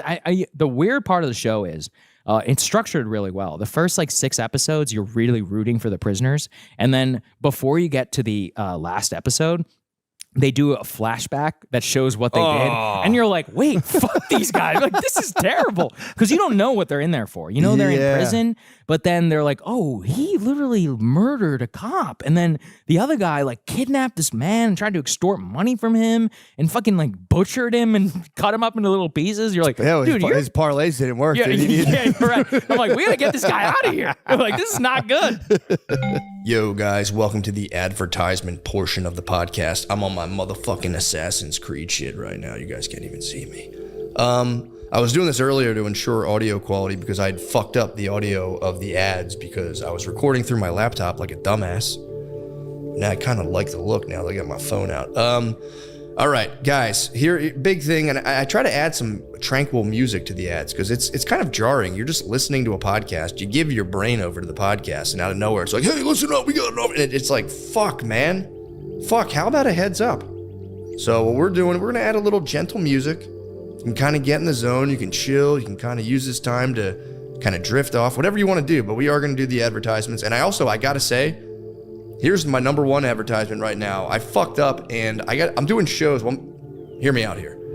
I failed to promote my shows in the Irvine Improv, SoCal. I'm so fucking SoCal. I forgot to do the ads or make a flyer for the Irvine show? Oops, my bad. It's next weekend. Thanksgiving weekend, Friday, November 29th, Saturday, November 30th. 2 days, 4 shows. Come out to motherfucking Irvine Improv. And I'll be honest, I'm not just saying this because I'm doing a show. I love Irvine. Irvine was the first place I went to in California. And I was telling someone recently, I'm like, I fucking love Irvine. And they lived in LA. And like, are you kidding? Are you trying to be funny? I'm like, no, why? And apparently everyone from LA just snubs Irvine. Like, I would never. Fuck you guys, dude. Irvine rules. LA's fucking bullshit. Irvine, we're talking Laguna Beach. We're talking motherfucking Newport Beach, conservative ass stronghold down there in SoCal, dude. Shit. Come out. I love Irvine. It's literally the first place I went to in California. I'm very excited to go there. I'm going to bring my whole motherfucking family. We're all going to do Thanksgiving out there. It's going to be sick. So, Irvine Improv, Friday, November 29th, Saturday, November 30th. Let's go. Let's show these LA fucking pussies, dude, who's really fucking SoCal. They're not fucking SoCal. They're north of Irvine, bruh. This episode is brought to you by BetterHelp. Take a moment to say thank you to someone in your life, including your therapist if that's someone you'd like to shout out. If you have multiple reads this month, perhaps highlight someone different each time. Well, let's see. Last week I highlighted my mommy. I'm thankful for my mommy. I was going to do my daddy this week. I'm very thankful for my daddy, but you know what? Know who I'm going to thank this week? Our almighty creator, guys. How awesome is God? Come on now. How awesome is the fact that you can call it the Big Bang, whatever you want to call it. The universe was created out of an infinitesimal, however you say that, a teeny tiny, incomprehensibly small void, nothingness. And the universe has exploded out of nothingness, and that nothingness is the substratum of all that exists today, and it still exists in the universe. And that's basically God. How awesome is that? Thank you so much for that. I'm so grateful. Guys, this month is all about gratitude, and along with the person, the cosmic deity I just shouted out, there's another person we don't get to thank enough, ourselves. It's sometimes hard to remind ourselves that we are trying our best to make sense of everything, and in this crazy world, that isn't easy. Here's a reminder to send some thanks to the people in your life, including yourself. And that this is the time for a personal endorsement. That's what they're asking for. Yeah, I think, therapy is good. You gotta do something, man. You gotta get outside of your ego. That's the thing that's keeping you in, your egoic struggles of just, I want more, I'm not enough, blah, blah, fucking blah. And therapy is one conduit to escape yourself and to try to forge a better life, or you can just become one with your creator. If you're thinking of starting therapy, give BetterHelp a try. It's entirely online, designed to be convenient, flexible, and suited to your schedule. Just fill out a brief questionnaire to get matched with a licensed therapist and switch therapist at any time for no additional charge. Let the gratitude flow with BetterHelp. Visit betterhelp.com/MSSP today to get 10% off your first month. That's BetterHelp, HELP.com/MSSP. PrizePicks is the best place to get real money sports action. That's right. With over 10 million members and billions of dollars in awarded winnings, PrizePicks has made daily fantasy sports accessible to all. You just pick more or less on at least 2 or more players for a shot to win up to 100 times your cash. Run your game all season long on PrizePicks. Guys, PrizePicks is the only real money daily fantasy platform with an injury insurance policy, so your lineup stays in play even if one of your players gets injured. If your player leaves in the first half for whatever reason and doesn't return, PrizePicks keeps your lineup live. Sign up today to get $50 instantly when you play $5. You don't even need to win to receive the $50 bonus. What? It's guaranteed. Think Justin Jefferson will get more than 83.5 yards next week? It's a pretty good guess. Lamar Jackson will pass more than 1.5 TDs? Oh man, cook up hot takes with your friends and win real money this football season when you and your crew run your game on PrizePicks. What's better than you and your crew, dude, just cooking up hot takes and running your game on PrizePicks? Download the PrizePicks app today and use code DRENCHED to get $50 instantly after you play your first $5 lineup. That's code DRENCHED on the PrizePicks app to get $50 instantly after you play your first $5 lineup. PrizePicks, run your game. Lucy is made for your nicotine routine and delivered straight to your door. They don't deliver it to your window or just kick it onto your lawn. Guess where they bring it? To your door. It's amazing. Guys, it's 100% pure nicotine and always tobacco-free. Lucy isn't like every other nicotine pouch company that's owned by Big Tobacco. They're like the mom and pop shop of pouches. Have you ever heard about breakers? They are the nicotine pouches with an extra surprise. Each pouch holds a capsule that can be broken open to release extra flavor and hydration in case you're thirsty. Break a pouch. If you know your pouches, you know that the nicotine doesn't hit in immediately, and neither does the flavor. The geniuses at Lucy came up with a brilliant way to fix both those problems. They put a mini liquid capsule inside each breaker's pouch. And I haven't tried the breaker's pouch, but I'll be honest, Josh Cabazzo, one of our producers, Josh is one of my favorite people. He is the absolute fucking man, by the way. He tried a breaker pouch on this very episode, like while he was recording it. And Sagar gave him one. He had one as well. And Josh was like raving about it. I forgot all about it. He's like, dude, that shit was fucking awesome, by the way. He liked it, so I can't give you a personal endorsement. I haven't tried it, but Josh has tried it, and I trust his word. And he loved the liquid surprise. Let me tell you guys, he said it perked him right up. Guys, let's level up your nicotine routine with Lucy. Go to lucy.co/drenched and use promo code DRENCHED to get 20% off your first order. Lucy has a 30-day refund policy if you change your mind. Again, that's lucy.co and use code DRENCHED to get 20% off. And here comes the fine print. The Lucy products are only for adults of legal age. And every order is age verified. Warning, this product contains nicotine. Nicotine is an addictive chemical.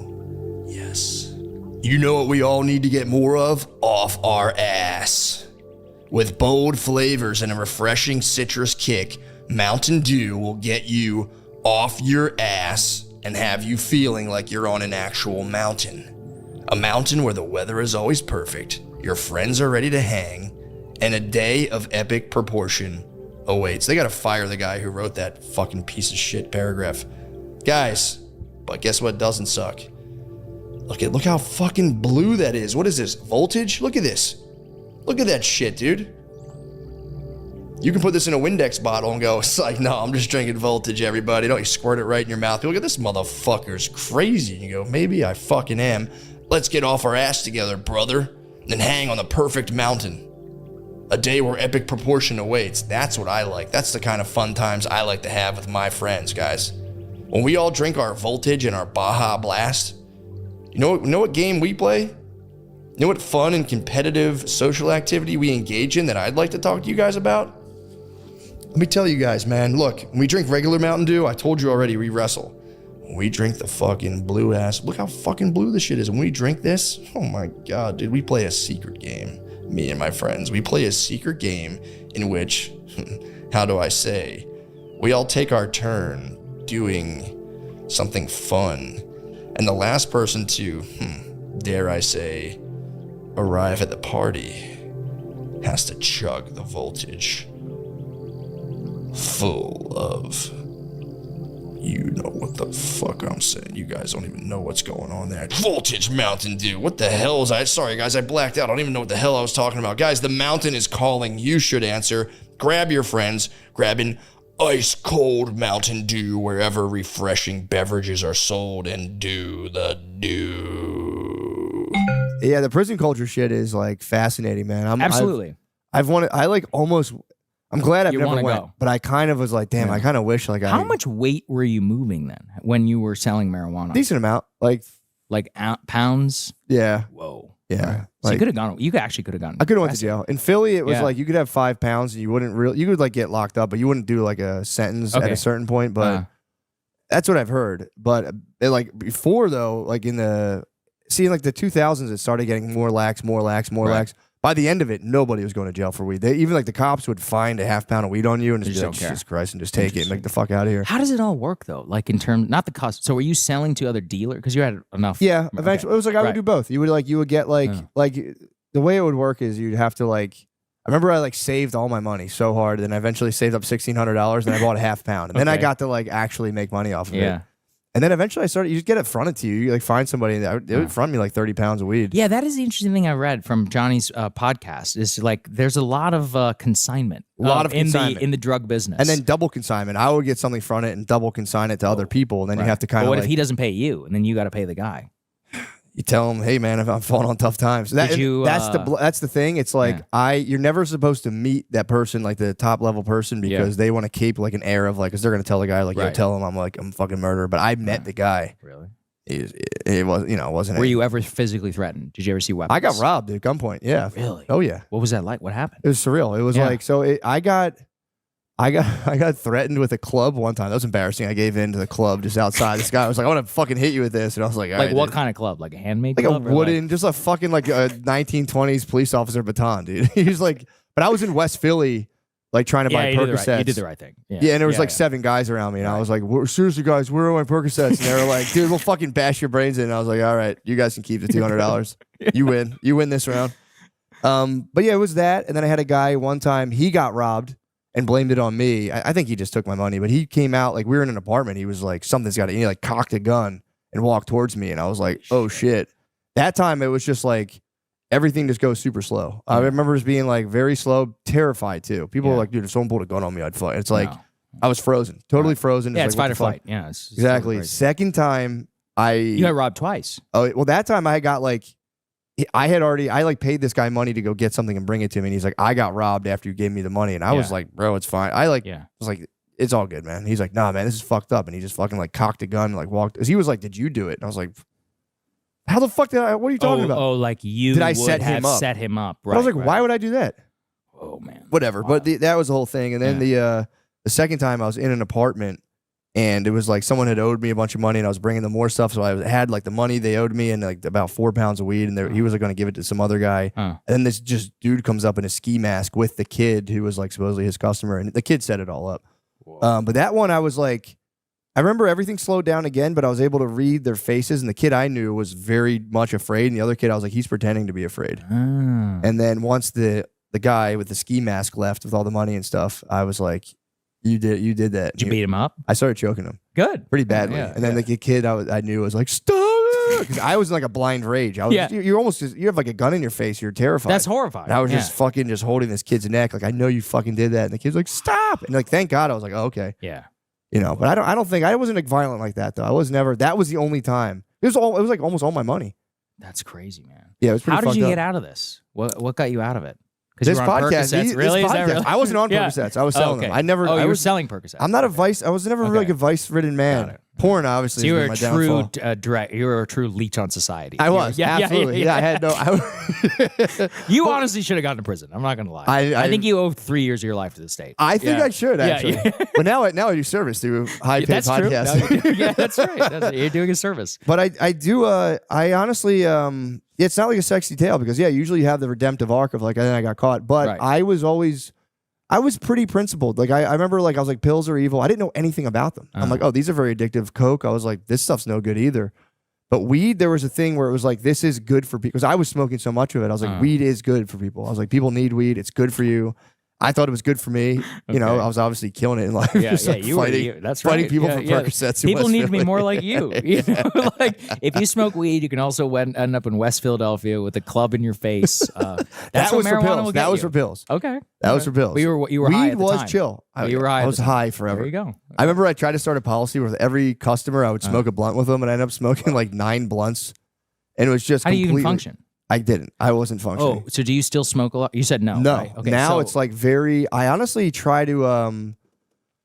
There was a big impulsive element of it, but now I've been trying to do it where I've tried to do this for years. Where like I almost like incorporate it into a meditation practice. But then you get into it, you're like, well, why do I even need that if I meditate? You know. So that was kind of like, well, so now it's like special occasions. How much better did your sleep get? So much better. That's the thing with weed. You can even say like, well, I'm sleeping better, but your REM sleep is trashed. Yes, thank you. That's what I was true. about to bring up. I was it's like, totally true. There's a lot of people. There's a big psyop by the weed guys who are like, oh, if you smoke a bowl right before bed, and it's like actually you're nuking your REM sleep. It's like people.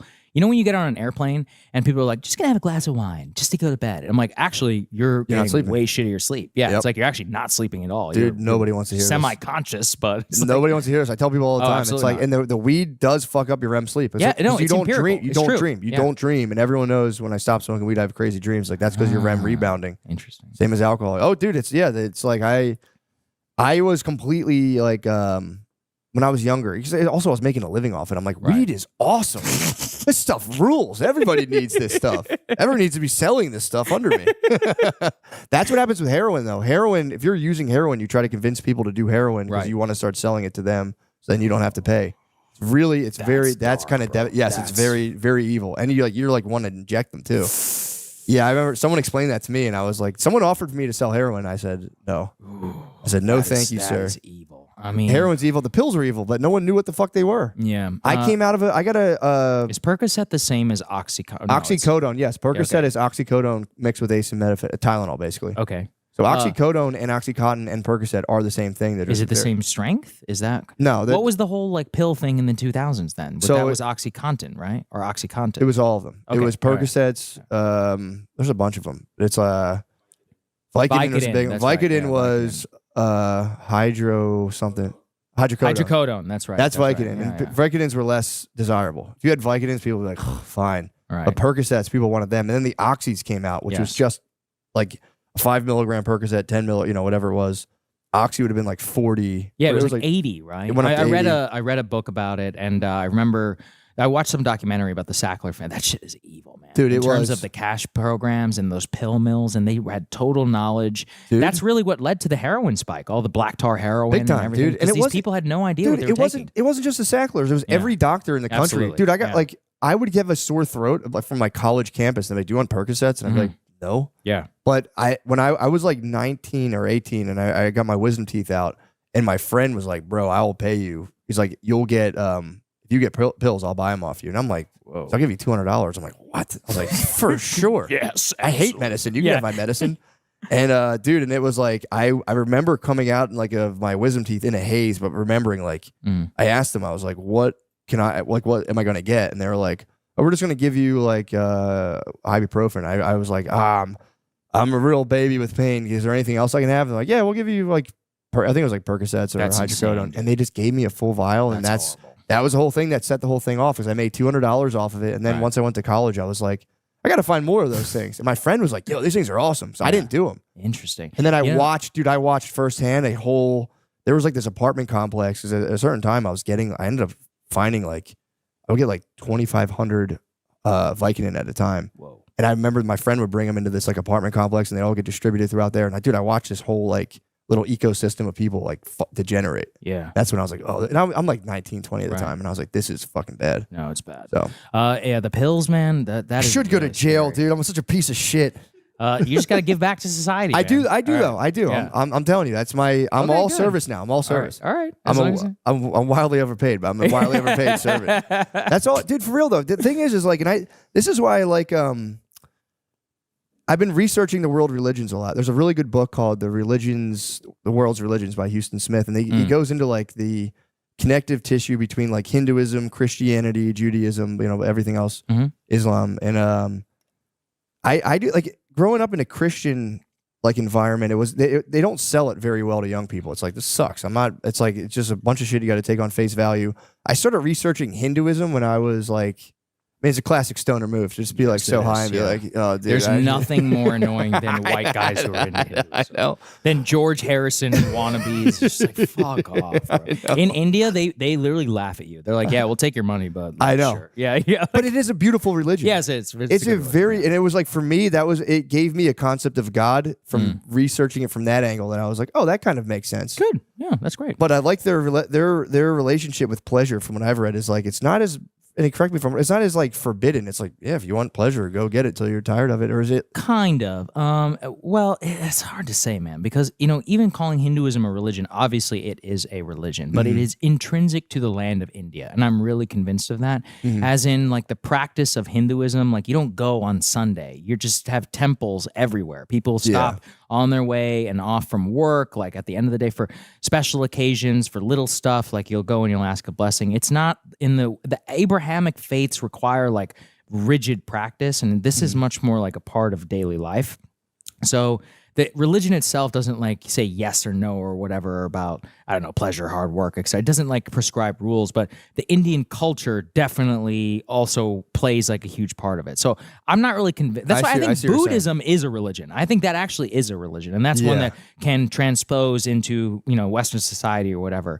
But Hinduism, like you really got to be in India if you want to be that makes like sense. a real Hindu, I think. Yeah. Or at least practice it in the way that it's meant to be practiced. You can try, obviously, and everybody can do their own thing, but there's a huge amount of people who are Hindus who are atheists. They don't even believe like in God. It's more, you're saying it's more Yeah. of a cultural It's kind of it's part of practice. the Indian culture. Like it really, like when you're there, it just makes sense. Like that's how people practice their lives. Like each village has its own deity. The way that, you know, there's a certain type of blessing, or they call it a puja, which is a ceremony, which is the type of puja that you would do for, I don't know, this milestone in your life or whatever. Whereas like Abrahamic faiths is like on Sunday or on Friday we pray. We pray 5 times a day, and we do it at this time. And the, you know, the whatever, the chant of the prayer, and with the meat that we eat is like this. Where, you know, even amongst Hindus, like 40% of Hindus are vegetarian, but 60% are not. So you know, there's no yes and no on life or on how to live. Like it's just very much part of the culture over 8,000, 9,000 years. Yeah, that is it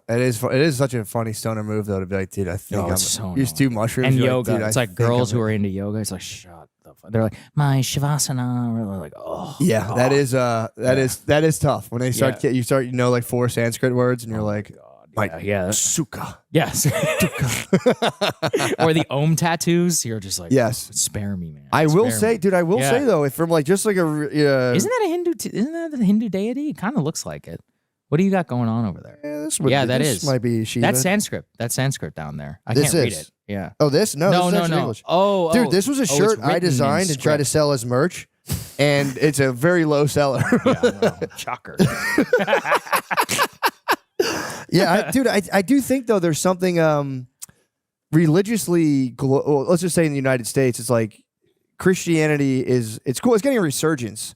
No, I don't think so. Statistically, no. Yeah, I guess maybe that's Yeah. just the internet memes. I'm thinking Yeah, I of. think you're thinking of trad wife. I'm thinking of Trad Wife. If you internet take a memes. look at the stats, Christianity is never, I mean, not Christianity, religion. We have never lived in a more secular country. Yeah. Honestly, even coming back here is shocking. Like to Texas in the modern, I mean, I literally grew up here. This was a deep Bible Belt state. That's what I remember. Yeah. And to watch it become like cosmopolitan is weird, honestly. Yeah. Even when I go back to College Station, I mean, I don't know. I guess I just don't feel the same. I don't live there anymore. It's just kind of different, but it doesn't just feel the way that it did back then. And in general, stats wise, the evangelism, Catholicism, all practicing religions, and the rise of people who just call themselves spiritual or whatever, Right. has never been higher. Right. And that's really, I mean, the right wing trad people are the ones who blame that for Yeah, yeah. where we are. But honestly, kind of to make it political, I think that's why Trump is the first like real secular president. Like Yeah. everody knows, like He Trump loves the is Bible. What are you not talking about, dude? He religious. loves the yeah, Bible. but it's like, he loves it so much that he sells a copy. But you know, 30% of the people who voted for Trump are literally pro-choice. Like over 30%. That's crazy, right? If Yeah. you think about it in terms of the Yeah. abortion election and all of that. So the mass secularization of America has made being conservative, like just so, the Texas I grew up in, George W. Bush was literally my governor. Yeah. That type of, you know, conservatism, it's fucking gone, man. Oh It's yeah, totally for sure, gone. for sure. I think they're to bring back to my main point. I think I do think like there's a lot of people who have left organized religion who are going towards kind of spiritualism, but no, Definitely. everyone has a very. I think now it's like everyone has a very strained relationship. If people are trying to like practice some form of like God in their life, Mhm.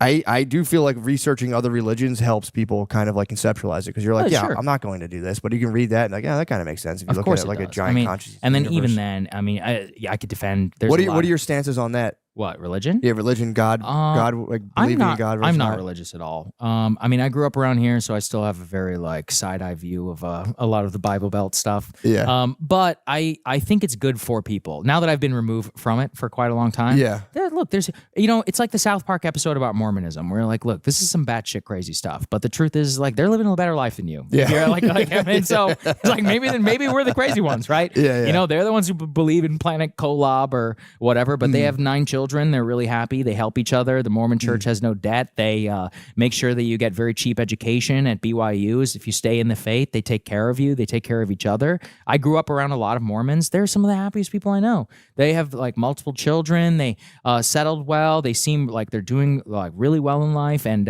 they get to, they have a big community aspect where you always have just dozens of people who share your values, who are around, who if you're out of town, somebody can come watch your pets, or if you need help with your kids or whatever. So like they're the winners in life, man. Like that's what people need to take away. That's my question is like that's what I've been trying to like read about and like think about a lot is like what is the grounding force for like people's lives, and if it if it dissipates into like if there is no, that's like what religion has been forever, and now people are like the antidepressants, like all that, people are just now like you have to like back up the molecules in your brain because you're sad because your worldview is inherently kind of bleak. Very, very well said. And also, I mean, like wokeism, quote unquote, is a religion. Any sort, or being anti-woke is also a religion. It is, yeah. Politics is a religion. For sure. Religion will find a way in its life, whether you find religion or not. The thing is about it is what I, would advocate for is that I think especially in big cities and like in elite circles, there's a real sneering at religion, but they don't look at it in the way that I just said, where it's doing quite a lot of good for people who are in the faith and the community. So for me, I'm just like, look, do whatever you want to do. And actually, having lived all my entire adult life in mass secular America, we have a lot of problems, right? Like the gathering place of the secular American is the bar. It shouldn't be. That's weird, actually. Like waiting until you're in your mid-30s to even try to start having children, and then by that time, like, I don't know. I just think there's a lot of choices. They should be turning it into Christ's blood. They should be turning it into Christ's blood. There's just choices that you make that make it all about you. And one of the things that are really important about religion is like, actually, no, it's not about you. It's about other people. And so by doing that and by choosing the secular elite path, you are literally pursuing something that is just all about you. It's about the pursuit of your own pleasure, about your own money, about all of this. But it will strip away any of the great things in life that will genuinely make you happy. So if you're not religious, then you have to actually consciously seek that out. And I'm telling you about this. You have children now, right? Like it's probably harder to connect and find like groups of other parents. Whereas if you grew up in Texas in the 90s and you went to church, that's dusted, bro. You're done. You're it's done. Day one, it's sold. Yeah. Like someone will be at your house when your wife gives birth. They will have food waiting in your house. Yeah. And all that. But if you don't have that type of community, that's really hard. You're stuck. The number of people, actually, there's a really interesting like American Family Studies study that shows that the number of friends, particularly among men, the number of like male friends that people have has an all-time low. I think the record number is actually in the 0 to 1 category of people who consider themselves like close friends. And so if you think about it, like in that community aspect, people are lonelier than ever. They're having difficulty really finding a mate. They're really having problems in terms of fostering close friendships. So they're doing what? Betting parlays on gambling in order they just want to feel something. So stimulate the brain. They're stimulating the brain. Yeah, exactly. that is sad. That's my problem is like there needs to be some sort of cohesive organizing force, and most of them are negative, where it's like, again, it's like fucking, Proud Boys, all that. You can like the things are, and it's not even like, a lot of it I think does come down to the media, because it's like, it's like, you don't have to take your worldview or your life prescriptive path of the media, but it's like they are experts, they are this, and it is looked upon as like this is an authoritative source of information. Yeah. And it's just mean. Like everything you see is just like, this guy is such a loser. Let me tell you about this guy. And it's on both sides. Yeah, absolutely. I think that's bad for people mentally. Like, well, definitely. But I will give that's a bit cope also, because people blame the media, and it's like, look, that's what people want. Like at a certain point, like Sure. it's true. I could be so much more successful, wealthy, and famous if I just did that. I actually am actively giving up. That's a what lot I'm saying. Of that. That's Yeah. what I'm saying. It's no, like, I know, but that's a choice that I'm making. But the truth is that is what most people want. Most people want to fulfill their base instincts. They want to have that, that dopamine rush of saying, yeah. I mean, honestly, Shane's bit about the Fox News dad, I mean, I actually, the first time I met him, I was like, that really is like probably one of the most important bits you've ever done, because it's deeply true. It's in the vernacular now. People will say, I have a Fox News dad. I have a Fox Yeah. It is a deeply true, like, it's a bit, it's a comedy bit, but that is like an archetype and something that really does exist, like in American society. No, it is. It's true. And it's I would flip it and say there are also MSNBC moms out there. Big right? time. Who are just as bad on wine moms and all that. But it is a cancer on American society. But honestly, that's what they want. Like I was talking with Lex yesterday, and I brought up one of my favorite media quotes, and it's from a book called The Loudest Voice in the Room, and it's a biography of Roger Ailes, who was the chairman of Fox News and the creator. And he said, people want to be informed. People don't want to be informed. They want to feel informed. And I think that is like the most deeply true thing about media that I've ever read. Yeah, no, that's true. I guess what I'm saying is like, it's just bad. It's bad because it's like you were saying. There's a financial incentive to be like a major dickhead. Yes. Which when I first saw reality TV, I was like, this is bad. Yeah. This is creating a pathway. Right, but it's being good, just a absolute. It's so yeah, bad. it's so good. It's though. so yeah, bad. no, it's bad for America. If but you were it's fun to smoking weed watch. back then, you would have been like, "What the fuck, dude? This is so fucked up." I remember I was just high watching reality TV. Like this is modeling a type of behavior that also pays off genuinely, Narcissism, which yeah. taps into people's own like biological drives. And I was like, this is not good because that's what's being modeled. That's what's you're pushed unconsciously to do. And like you were saying, like, dude, if you wanted to like really double down, any of us can do it. Oh, it's Hang a so couple American simple. flags back here and be like, let me tell you something, Yes. motherfucking. I get so annoyed and be like, "You're a grifter" or whatever. I'm like, "Bitch," I'm like, I could make way more money. I could grift. Yeah, it's like, if I wanted to if I wanted to grift, I would grift you bitch. Oh. yeah. Be like, if I just sat there and be like, "Look at these liberal tears that are flowing from their faces." I'm telling you, all the And all channels, this- you put an American flag behind it's you, so you simple. sell your merch hat, and it's just Especially like. for me, brown guy, be like, "Brown guy loves Trump," and all this. I know, dude. So bored. The problem is that I get bored, man. I find those people so utterly boring that I have no interest in even talking to them. It's embarrassing. Yeah, it But is humiliating. It's you could humiliating. make a lot of money. a shit ton of money. Especially if you're a black guy is the top of the market value. that's If you're a black that's guy number with a one. red hat, let me tell you something. It's like You'll be famous overnight. MAGA memas will be sending you $5 a month and being like, "Have you seen this nice young man?" yeah. But yeah, I do hope we can like somehow move to something that animates people other than like. Do you think people will ever be animated other than their base instincts by the masses, or do you think there will be like an actual like Gen Pop? No. Gen Pop will always be the same. always be? Yeah, look, America, society, these rise of mass media has always looked exactly the same. Like people think it's worse now than it ever was. Total bullshit. If you go back and you look at the yellow journalism era, like it was insane. That's true.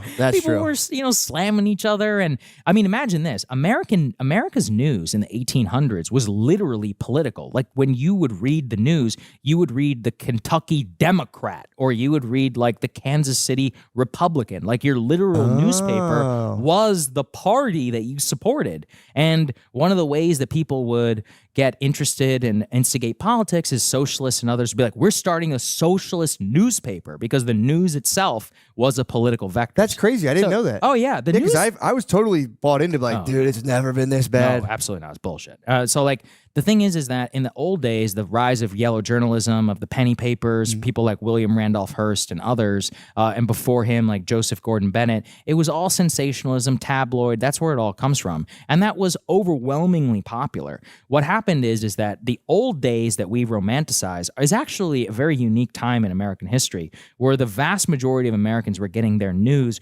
from the network TV. So in the 60s and the 70s, everybody romanticizes Walter Cronkite, all this stuff. Let me tell you something. The news was just as fake back then as it is today. It's just that, thank God we have the internet to be like, no, it's fake and it's bullshit. Because it's a slog, but people should read it. It's called Personal History by Katharine Graham. She ran the Washington Post. She was the owner of it. And her father bought the paper, and then her son is the one who sold it to Jeff Bezos. But so she ran the paper for basically her entire life. Her husband ran it, then he committed suicide, and she took over and ran it for decades. And if you read that paper, actually, if you've ever watched the movie The Post, it's directed by Steven Spielberg with Tom Hanks, and it's about the Pentagon Papers. Meryl Streep plays her in the movie. And it's really like when reading that book, you're like, she's getting politicking with Kennedy is at dinner and he's like giving them advice on how to write in the paper. And her husband, who was owner of the Post, is friends with JFK and he's skewing the coverage in a certain way. So everyone has this romantic nature about the 60s and Cronkite. It's like, no, they were just as partisan as people are as today, as Rachel Maddow and these people. But America didn't know. They had much more higher like institutional trust. And cable news exploded that, obviously, after the network era.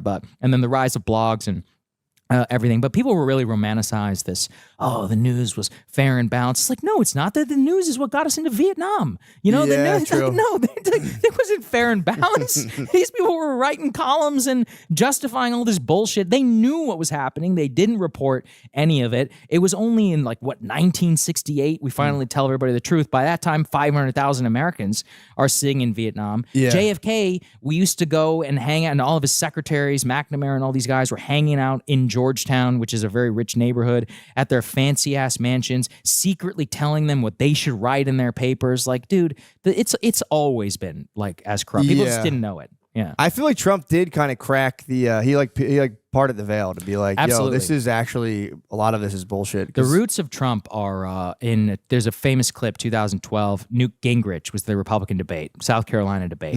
And the opening question, even I will admit it's a crazy question. They were like, Mr. Gingrich, I don't know the circumstances. He's on his third wife and he divorced his wife. I think she was going through cancer or something like that. Oh. But it was terrible. It was Cancer it was divorce bad. is It was rough, it was yeah.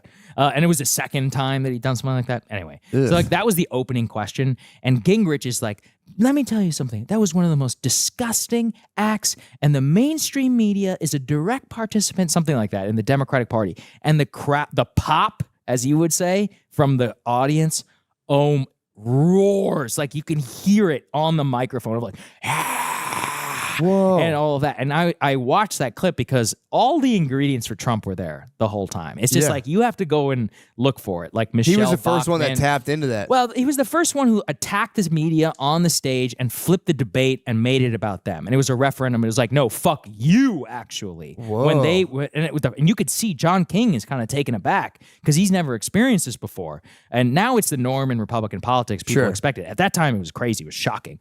But yeah, I mean, I watched that clip a lot because I'm like, that's it. That's where Donald Trump, 2015, the famous debate, and Megyn Kelly's like, Mr. Trump, you've called women pigs, he's like, only Rosie O'Donnell. And there was it's everyone, the crushed. crowd just roars, man. And it's like, that was it. Like, that's the moment that he won, in my opinion, in the 2015 primary. Broke politics forever. But the ingredients were there. They were all there. It's funny that he was like that was like one of the first dominoes that toppled the mainstream media, and he was just trying to get a fourth wife. He was just trying to get some new. He was like, bro, nothing's going to stop me. Yeah. Not the entire mainstream media. No, I think what it is in all of this is that the base has always hated the media. It's just that the politicians, they need the media. I mean, this is another fakery out of all of this, is that the idea that the Republicans hate the media, nobody craves media attention more than Republicans. For sure. Specifically mainstream media. There are some good ones out there who actually understand that the news is bad and don't want to give them access. But in reality, as much as they say they hate it, they want to be on CNN, bro. They like it. They want to go on Fox. They don't, I don't know. So speaking of the politician stuff, so Matt Gaetz, that's something I can't wrap my head around. He got appointed. That's his name. Attorney General. That's right. Attorney General. Yeah, he's nominated to be the Attorney General. And what the big thing about him is that he might have trafficked kids. So man, That's a weird the one. details are very strange. So and to be fair, the DOJ did drop their case against him. Exactly. So they investigated it and they leaked a lot of the details. So he was never convicted or even prosecuted. Of any of this. And there genuinely was some weird. I'd have to go back and look at the details, but somebody was trying to blackmail him for $25 million, and that's how some of this stuff came out. But empirically, he was definitely hooking up with very young girls and hanging out with sketchy people and getting blackout drunk, all while he was a congressman. Yeah. So the detail, as I understand it, 2021 to now, there's been a 3-year investigation in the House Ethics Committee about Gaetz and his behavior that was instigated by an attorney who filed a complaint claiming to represent an underage girl who says that she slept with Matt Gaetz whenever she was underage. Now, obviously, though, she may claim that, but as I understand it, the feds did investigate at least some of these claims, and of course, they haven't brought charges. Sure. So the report itself was due to be released, I think tomorrow, actually, from the day that we are taping. And that report now will not be released because what happened is that Gaetz got nominated to be the Attorney General, and he resigned as a House of Representatives. So the House Ethics Committee, 2 days later of his nomination, was supposed to release that, but they will no longer release the report because he's no longer a sitting member of Congress, considering his resignation. So there's some background tone. In That's all of kind of this. sketchy. Yeah. Yeah, look, I mean, his behavior has also made it a little weird in terms of, first of all, just what he admitted to is wild. Also, Right, yeah. why would he be appointed though? It almost seems like he'd have perhaps dirt on DJT. I don't know. You know what I mean? To be No, like- I don't think it's a dirt thing. Dude, Gates is just one of it. Like, he's one of his biggest. He's one of his bros? No, not bros. He's just one of his biggest defenders on television. He's Yeah, one of those yeah. people who, like, anything goes, like, he's all in. I mean, look, It seems I get tactical. I'm saying they like to be abandon right. Congress, I don't have a know. higher job Right. 2 days before potentially the shoe Look, drops. you could read that into that if you want. That's what I'm but I thinking. mean, but at the same time, like, why would Trump go along with that scheme then, right? Like, because for this, Trump would have to be like, okay, Matt, I'll bail you out. But That's what I'm saying. Yeah. That's hence the dirt. I don't know. I'm just wildly speculating. I don't I'm think trying to so. figure out why appoint somebody with such a sketchy record. Oh, I mean, I think that the case 'Cause is he was simple. your Gates is a outspoken- true believer. he was That's a what true it is. believer, He's been right. all in for Trump for 8 years. He was his biggest defender on television. Mm-hmm. Trump loves him. He always goes on Fox, and Matt Gates is always like, I'm all in for Trump. To be fair, Gates is an interesting guy. Like, from my perspective, he has generally been anti-war. Like, he's been sponsored a lot of stuff with progressive Democrats about trying to end forever wars. Okay. He's somebody who wanted to pardon Edward Snowden. He Mm-hmm. opposed the Julian Assange stuff. You'll like this. He's very pro-weed. He's one of the most pro-marijuana members of Congress. I don't care one about of weed my, anymore. I like mushrooms. Right, Okay, by the way. but well, we're coming for that next. He had he's actually quite libertarian, is the way. Okay. He's pro Bitcoin, you know. I And he's see, been a I see. heterodox guy for a while, so I'm not that worried about. People hate Matt Gates because I mean, look, he's kind of an asshole, like media wise. For sure. He's got a reputation about town, and he likes to come in and he likes to mouth off. Can we put it that Yeah, way? yeah, for sure, Right? He's got yeah. a bad, like, the Republicans hate him because he's the one who mounted that coup against Kevin McCarthy and got Kevin McCarthy kicked out. So Mm-hmm. Yeah. a lot of the establishment types hate him, but Trump loves him because he's loyal, and he wants him to, like, root out a lot of the people who are in the Department of Justice who he would see as, like, deep state or enemies or whatever. sure. And I honestly think Gates would do that, but I mean, it is crazy because AG is like a real dude. You're the chief legal officer of the United States. Like, you have to determine the legality of president's actions. You direct the Department of Justice and the FBI, like, what type of cases we're going to prosecute or not. Like, you make the call on some, like, really big decisions. Like, you have to write the legal justification sometimes for what the president is doing, work with the White House counsel's office. I mean, it is a real no shit job. Like, it's a real job. And I'm glad you said that because that was my next I question. had to go What the look fuck's it the up. Attorney General I had to do? go look it up because I was like, yo, does he even have a law degree? But he does, yeah. But I was like, I don't know if he's a lawyer, That's fucking wild. So it is about. We're about to enter, like, what's the Senate and the House are Republican now. Yes, the They'll Senate get and the House two are Supreme Court picks most Yes. likely. Yeah, Alito and Clarence Thomas. That's Yeah. right. They'll probably resign. Although Sonia Sotomayor, one of the Democrats, she's 70, but she does have type 1 diabetes. And Democrats have tried to get her to resign because they're like, hey, you need to go so that Biden can switch appoint you out. somebody. But she pulled an RBG and she's like, I'm not going anywhere. Whoa. Yeah. Damn, because they Crazy. wanted one. Oh. Yeah, because we're going to enter into like a. What's up? Can you believe that she did that? These people are such narcissists. She's I like can totally so believe that she did believes in power and like not even being part. I mean, I don't really care, but it's more from a liberal perspective. It's like, if you think this is fascism and the end of democracy, I'm like, bitch, then resign. Like, Yeah, what exactly. are you doing? Yeah, I know. You're literally type 1 diabetic, 7 years old, and you're obese. Like, what do you think's gonna happen? Look at a fucking actuarial table. Like, Dude, it is sad though if you think about, like, even like what happened to Biden. It's like Yeah. being that old and being driven by kind of like the Sad. power drive until like your brain just falls apart. It's pretty fucking terrible. I mean, I say it's sad, but it's also like pathetic and deeply egomaniacal and narcissistic. And that, at the end of the day, that's what it takes to be a politician. Like, that's the truth. He, by the way, has been the same his entire life. So I talked about this book yesterday with Friedman called What It Takes. It was written in 1988. It's about the 1988 presidential campaign. That's where Biden had that plagiarism scandal. He's been an egomaniacal narcissist, chip on his shoulder guy for his entire life. So, what they say about when you get old is it just makes you more of what you already are. Like, if you're already an arrogant fuck, like, you're just going to be more of an arrogant fuck when you're old.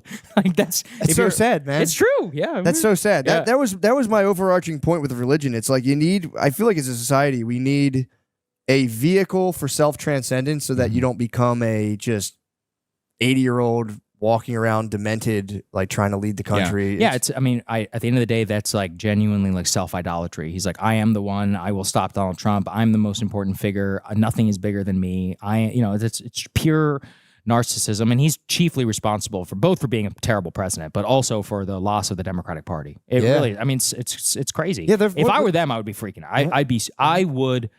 I would be so furious. I mean, nobody has fucked their party more than Biden since George W. Bush and his handling of the Iraq War. Yeah, for sure. What do you think the future of the Democratic Party is going to look? Because I thought the same thing. Like, dude, if they don't I think they're going to need an outsider. They're going to need a Democrat. Yeah, Trump. that was my prediction. Not necessarily a Democratic Trump, but if we're in an era, so for example, like Obama, like rose from the ashes, right? Because he was a no-name senator. He gave it a great speech in 04, big fucking deal. Okay. Yeah. But then he came out of nowhere. He had anti-war credentials, and Harry Reid is actually the one who was like, "You should run for president." He's like, "You're not a good senator." He's like, "You don't like it here." He's like, "Get out of here. Go run for president." He's the first person who put that in Obama's mind. But with the rest of them, like if we look in the past, Bill Clinton also came out of nowhere in 92. Right. We had 12 years of Republican rule, Yeah. 1980 Was to it Reagan, 1992. It was Reagan and it was Bush. And Clinton, I mean, he was a no-name governor from Arkansas, but he created this thing, the Democratic Leadership Committee, which like basically moved the Democratic Party much more to the right and made it more of like a neoliberal thing. And that's how he was able to win like a major victory in 92. So somebody will come. I think that person needs to come from the ashes, though. I think anybody tainted by the stain of like wokeism from the 2010s and the Great Awakening onward, on top of like the Biden and all the trans shit and all this, plus this whole last decade has been a nightmare, right? It collapsed in on itself, and it collapsed in and of itself. So anybody really tainted by that at the national political level, they're gonna have a tough time, in my opinion. That's why, even though I think Gavin Newsom's very talented, and I think that Josh Shapiro, Gretchen Whitmer, Pete Buttigieg, and all these other people, I think that they like to believe that they could overcome it, and maybe, right? Like Trump could fuck everything up and he could be a nightmare, right? In terms of his popularity, and it'd be easy to beat him. Anybody could. But if he doesn't, and if he governs even reasonably well, 40-50% approval rating, you're going to need somebody with like real political entrepreneurship and skills to be able to rise out of that. Yeah, and they kind of, the Republican side has a kind of like I feel like a deeper roster. They could tap that are also like RFK. He can like talk. He's not like a total robot. Well, he's not a politician. Republican, right? So he's whatever He's independent. he is. He's an independent. He's endorsed Trump. Yes, although I don't think RFK will ever run again. I don't think he will. This is it for I don't him. think he will. Yeah. But I'm saying they seem to have like a Tulsi Gabbard. Like they have like a deeper roster of people. Maybe that's just me because I'm biased. But it's like maybe I don't know if anyone like you're saying like these like Newsom, Buttigieg is like. I really think they need a new person. Absolutely, entirely. you need somebody who is totally untainted by the system, and that's real. That's what Obama was. That's what Bill Clinton was. Yeah. I mean, the appetite for. Although I will say the appetite. The thing is about the Democratic base is now it's rich white people, and the thing is about rich white people is they don't really give a shit about a lot of stuff. They just want to win. Like I'm serious. Like they are just like we want to win. They're like, oh, you need to say what? Okay, whatever. Like say it. Just win. So it is a little different this time because this time around, as whatever narrative they're sold about what will beat Trump, that's who they're going to nominate. Yeah. That's why they nominated Biden. They didn't care what he stood for. I know. They were like, we need Trump out of here. Yeah, it was that's like, what it's going to be like. Bring out the dancing black ladies. They'll do anything. They threw Yeah. everything. They were like Beyonce, Cardi. So were you as shocked as I was that they get paid? I had no idea. That I these knew they got celebrities paid. I had no idea. I didn't know. I was so naive. I thought celebrities just did it because they supported them. If they didn't get paid, it's because they're at the Diddy parties. So like you better show my W-2. Yeah, it's just so weird to be like, we're $1 gonna have million to Oprah. $1 million. $1 million, dude. She's a billionaire. What the fuck do you need $1 million for? What are we doing? I mean, it's a nice little treat, though. Yeah, sure, but we'll give you a mill. It's like, She's like, don't all right. you already support Kamala? Like, just do it, And that's the thing is, I don't think they're getting paid to say something that they don't already believe. But if you already believe it, just do it for free. Like, why would you? Like, I don't think they believe it. You can't. Maybe you're right, You bro. can't guarantee. Like, there's no way. There's no like. Again, it's like Republicans. I'm not like a big Republican guy, but I really like zoom in on like the liberal Democrat, like the modern liberal Democrat type. It's like I don't really see a coherent vision at all. It's too bought in on the postmodernism, which is in itself is self-contradictory and goes nowhere. Definitely. So that's kind of what happened to them. They like it was their like Trump was the right's Energizer battery pack. Theirs was like the postmodern racial power versus worldview. Yeah, it's very odd. And it just literally collapses in on itself and it contradicts itself. Like, there's no hierarchies. It's like, well, who do you prefer, Trump or Biden? Well, there are hierarchies, all that bullshit. But it's like they're gonna have. If I were a Democrat like leading the campaign, an outsider candidate, and I would come by and be like, if you're a Trump supporter, I still love you, man. That's all they have to. That's all they have to do. That's Yeah, all they I have to mean, do. Like, bro, I made love the you. whole dictator fascist playbook that they ran this time. That was very stupid, Yeah. that they did. So I don't know how they're going to do it, man. I really don't. I have confidence that they will figure it out just because people are too triumphalist, as in, I know I was talking about the 2008 Obama wins, right? They're like, we will never lose an election again. James Carville literally wrote a book called 40 More Years about how the Democrats will be in power forever. Demographics are destiny. It's over. It's a white party. And now Donald Trump has won 2 out of the last 3 presidential elections. The last one, he won the popular vote and he won Latino men. He basically completed a racial realignment of U.S. politics. It's insane. Imagine going back, to 2008 and telling me that. That was only 16 years ago, man. It wasn't that long ago. And Obama lost his juice when they trotted him out to be like, go yell at young black guys. And dude, it just is like, man. It's like you sneering. Just like that's the I have Obama derangement syndrome. Like, I hate Obama. And like, not for the reasons that like white boomers hate him. We're like, he's destroying this country. I was working construction when he got elected, and it was a somber day for like for just the boomers. white, like boomer age white guys. They'd come into work and be like, they were just mad he was a black guy. That was it. It were just, they came in and they were going, it was kind of funny. Yeah. But I do agree. I think there's something very sinister about wrapping yourself in that like cultural identity. And I call him the Instagram president. He's this fucking, he's just this cultural elite. He's everything that he supposedly stood against. And I know. The way that he governed, he came and he was supposed to end the Iraq war and the financial crisis he was supposed to solve. He fucked both of those up. We had a horrible economic depression for the the entire period. I mean, look, if you want to look at the wealth inequality, the explosion, the lack of wage growth, that all happened under Obama. He got lucky that Mitt Romney ran against him. All the ingredients to be able to beat him were there. Romney just ran a terrible campaign. And then immigration in 2014, he overinterprets his mandate and he's like, you know what? Fuck this. I'm going to do whatever I want on immigration. And he goes all in and he does DACA. And honestly, that is responsible for Donald Trump, because what he did is he both polarized the liberal base on the issue of immigration, which was amnesty first, maybe border security sometime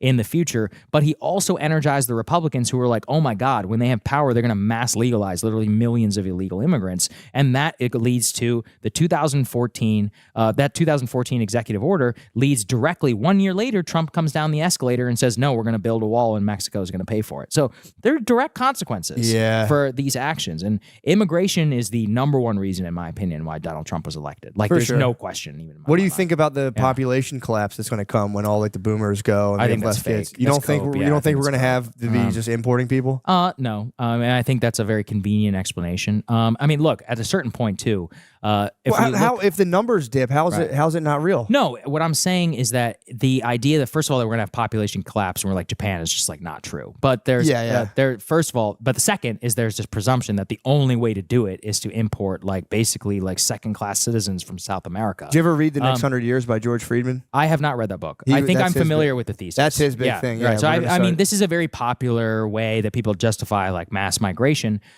First of all, like there's another way, which is you could try both economic and social incentives to change the picture. But the other thing is there's something like really sick about this idea that the only way to like that the birth rate itself is the only thing that matters and not like what the actual makeup of the United States is, and all the secondary and the secondary tertiary effects of what mass illegal immigration like does to the U.S. economy, to U.S. society. It makes a mockery of like U.S. law.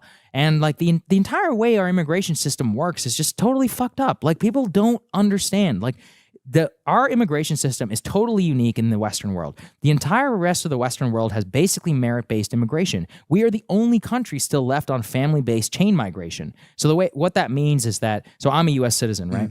And so, because I was born here in Bryan, Texas. But the way it would have worked is my parents who emigrated here, their family members have a preference in the U.S. immigration system if they were able to sponsor someone to come to America. It doesn't matter whether those family members are they college educated? Like, who are these people, right? Like, do you have a degree? Like, what's your job? Like, are you able to support yourself? That makes no sense. If you migrate to Australia, they're like, they have a points-based immigration system. So they're like, a college degree, cool. Oh, you speak English? Much higher up at the list. For sure. Right? That's how it should work. It should be merit-based. It should be based upon, are you going to benefit the America. Now, people get very squirrely about this because it is contrary to the way that what I talked about earlier, the 1800s mass immigration. Yeah, But- that was my mom's dad. Came okay, over. but here, Oh, no, this- it was the 1900s. Sorry. right. But here's a good quote that I heard: "We don't make immigration policy for our grandparents; we do it for our grandchildren." So sure. just because in the 1800s, we had what? Industrial Revolution. We needed a shit ton of basically just like bodies to sit there. Dumbasses. And, A bunch of Irish you shovel. dumbasses. Yeah, oh, you can swing a shovel? Cool. You're fucking Slovenian? Who cares? Whatever. But that's not how the U.S. economy works. man. Yeah. Like, the U.S. economy is a service-based economy. Our manufacturing jobs are high-tech manufacturing. Like, you need to be able to speak English to function in America. 12 million people illegally entered this country in the last 4 years. The 27% of them don't have a high school diploma in Spanish, by the way, so they're barely literate in Spanish. 20-something% of them have barely completed a high school education by Latin American standards or wherever they came from. And then only a small portion are actually college educated. So look, be real. Look at the stats. What is that going to cost the United States? Are they bad people? Absolutely not. For sure. But it makes a mockery of this idea of, first of all, of just order, like in terms of being able to just come here, no matter who you are, you can just raise your hand and fake say, I fear for my life. Yeah. You're an economic migrant. Let's all be honest. And if you interview these people, they'll tell you the same. They're like, I came here for a job. I don't begrudge you. That's fine. But the point is that you can't allow that system to be in place where basically the cost of the bill of all of this is going to come down to us. So we need to dramatically shift to an actual merit-based immigration system. That's number one. But two, what we really need to do is also consider, after that period of massive immigration, of European migration, we had social chaos in this country. We actually were becoming like ethnic. There was a whole war over this. Teddy Roosevelt gave a famous speech. There is no we're done with hyphenated America. And hyphenated me like I'm a Slovenian American. He was like, no, we're all Americans. We need to be done with hyphenation. And that led to a complete shutdown, basically, of U.S. immigration from the 1920s up until the Immigration Naturalization Act of 1965. That immigration moratorium actually allowed for assimilation, where the term white became popular because it's like, as you know, if you read a book, ask white Protestants, were Irish people white in 1920? Absolutely not. Okay, they're like Lithuanian. They're like, you're Lithuanian. You're not white. Okay, that was bad. Just so we're all aware, that was bad. And so the change in that, we need to go through that again. Like we need to completely change the way that our foreign-born population has never been as high than previous from the late 1900s, right around when we had the same immigration moratorium. We're signing up for the same levels of problems where our heterogeneous population is just way too removed from each other. We don't have a common civic understanding or any of this. And the truth is that if you just keep importing 1 million people per year, and then the vast majority of them are illegal, no disorderly process, like, dude, this just breaks the civic foundation of the country. Like, it's just not going to work. And I say this as somebody whose parents came from India. Like, but that's my point, is I'm here now. I'm a citizen. Like, I have to care about my children, my grandchildren. What country are they going to grow up in? Yeah, and it's also it's like, so it is kind of a bullshit thing to be like, well, since your parents came, you have to decide. It's like, so I can change my fucking mind. Well, exactly. By the way, they left the third world so I could live in the first world and I can make up my own mind. It's amazing. The best part of coming to America and to the West, anybody who is from like a Western or a non-Western country will know this. In non-Western countries, you're kind of like told what to do. There's a path, and there's a rigid class system, and there's like, this is how we live our life. And like, that's the best part about coming here, man. You can do whatever you want. You can say whatever you want. The social mobility here is better than anywhere else in the entire world, dude. And that was the problem. I went to school for social work. Like when I got my graduate degree in social work, and you were like, if you brought up social mobility, the teachers would be like, that's a myth. No, it's not. No, it's not. I'd literally be like, no, it's not. They're like, that's a myth. Does wealth give you privilege? Absolutely. But actually, I think I read that people who are born in the upper quintile, if you look at the across generations, after like 3 generations, their kids are usually back down. Shirt sleeves to shirt sleeves. Yeah, shirt sleeves to shirt sleeves. Yeah, exactly. It does have extreme money has a degenerative effect. Oh, absolutely. It's obviously incredible, bounty to be born with a ton of money. But dude, it like kind of warps people big time. One of my favorite books is The Fall of the House of Vanderbilt, and it's exactly about this. And it's basically, I think 100 years after Cornelius Vanderbilt died, his generations Not a single one of them was a millionaire, not one. And the first Vanderbilt after Cornelius Vanderbilt to make anything of himself was one of the only Vanderbilts not to be born with money. His name is Anderson Cooper. He is the first Vanderbilt member of the Vanderbilt family to not be born with money. The first one who was broke, who made anything out of himself. What the fuck? Yes. Yeah, that's it. Anderson Cooper is the first successful Vanderbilt in like 200 years. Since Cornelius. Since Cornelius, the Commodore. Commodore. I've heard he's a Vanderbilt, but it's Yeah. always like he's a CIA. Yeah, his blah, blah, mother blah. was Gloria Vanderbilt. Yeah. And Whoa. yeah, I mean, and you read their stories, the money just destroyed them. It destroyed their family. Yeah. All of them just became like degenerate dilettantes who became, they were addicted to alcohol and drugs, and they would blow it on these gigantic houses. And, they got caught up in the British rat race, and they all became dollar princess. I love the term dollar What's a dollar princess. princess? A dollar princess is in the 1800s, American industrialists were filthy rich. And the way to have social mobility is they were like, we need to get our daughters married to English lords. But the English lords were broke. And so they were like, oh, we'll marry your kids. So Winston Churchill's mother, she was a dollar princess, Jenny Churchill. They hit the Duke of Marlborough. I forget exactly what his name. It was another Churchill. I think it was Randolph Churchill. He married one of Cornelius Vanderbilt's, I think it was a granddaughter or great granddaughter. Same thing. He bailed him out, so he literally he could rebuild his house. And after they got married, he was like, "By the way, I don't give a shit about you at all." He's like, "I literally don't care." Yeah, do whatever He's you like, want. "I married you for your money." He's like, "I'm just gonna go do whatever I want to do. Like I'm just gonna go live my life." Yeah, That's that's no, it's crazy. horrible. It's horrible. Her life ended up. It was a nightmare, unfortunately for her. Yeah. Um, Well, it's also very rigid. I know if you have generational wealth, it's like you can get cut out of the will, then you're fucked. 'Cause Yes, you're there's stuff accustomed like to there's it. all of that, and then you have that house, the Biltmore, down in North Carolina, the largest house literally ever built in the United States. It was built by a Vanderbilt. It's just you read about them like this guy would have like 7 marriages in the course of his life. Dude, and, I did work in Arlen Specter's estate. He was dead, and it was I think the one of senator from Pennsylvania. Yes. Yeah. I painted his house. Really? Me and my friend helped paint his Did you house. ever ask him about JFK? Huh? About JFK? They were Did you ever dead. He ask was him? dead. I should have Oh, asked him, but that's why I think he got a nice little estate. Yeah. But the dude, it was just like his surviving family members, and it was for real like sad, man. Like we were in there, like using oil primer, and like the lady came in and was just like, "This smells."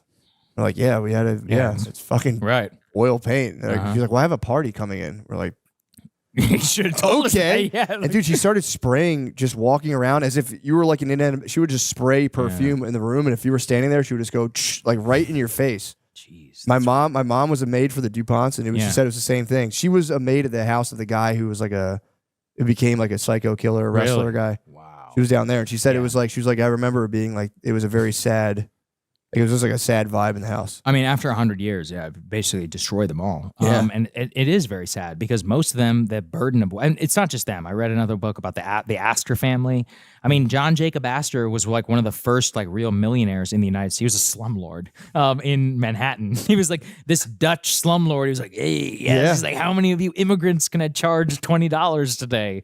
And his family, like they become these titans of society and all of that. And one of his great grandson, I think, died on Titanic. He was the richest man on the Titanic, and he died on Titanic. His 19-year-old wife, who had just impregnated, she got off. She had a baby. He became the Titanic baby. Because he was literally in his mother's womb whenever she was saved off of the Titanic. But basically after him, and he was, by the way, ended up being like some degenerate playboy. It's just like it didn't really live up to it. That is the funny thing. You can achieve. It is very funny though to be like, you can achieve at the highest level. Just so your grandson can just like crash a boat while he's like coked up. Right. Yeah. I mean, One day. it happens Just to all of blow them. up on a river. The Rockefellers, John D. Rock. He was kind of a psycho, actually. Yeah, But his son actually was relatively successful. He seemed like a good guy. His son's Nelson Rockefeller, the vice presidential nominee for the Republicans, governor of New York. But after that, things start to drift off, and now we're in the fifth and the sixth generation. You're like, who? It happened to the Kennedy family, dude. Yeah. It's like the longer you go down the Kennedy family, you're like, is there anybody impressive in the? Yeah. I saw JFK's grandson going around the DNC when I was there, like filming TikToks and stuff, and I was like, bro, bro.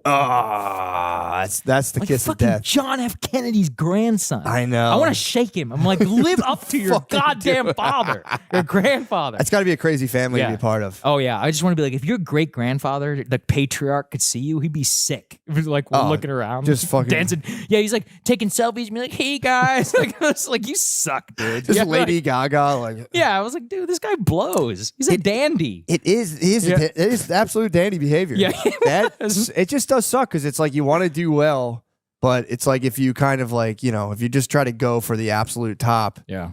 it does like if without a vision of some sort, you just end up just kind of like I think that anybody who comes into even like a modest amount of money, like you probably need to do some serious thinking. You and do. you really need to be like, okay, like what is my life going to look like? Look, Children. Like, this is why how does people this need to work? sell a lot of weed when they're 20. Oh, really? I did this. I had the hero's journey. I came Yeah. into like I would make like $4,000 a week and just be like, Holy shit. dude, I was killing it. Well, 4,000 not- times. I you lost were all of it. I lost all of it. 4,000 times 52 is how much? That's 200 something thousand dollars. As like a That's lot of money. 25-year-old dude, and I got to like And that's to all like cat. You're not even paying taxes. Yeah. I It's pay like- taxes. No, Oh, you get the ego inflation, and then like I got the rug swept out from under me. So that was one of the best experiences of my life to Good. lose all to Right. get like the ego pump, and then to have it just ripped away from you.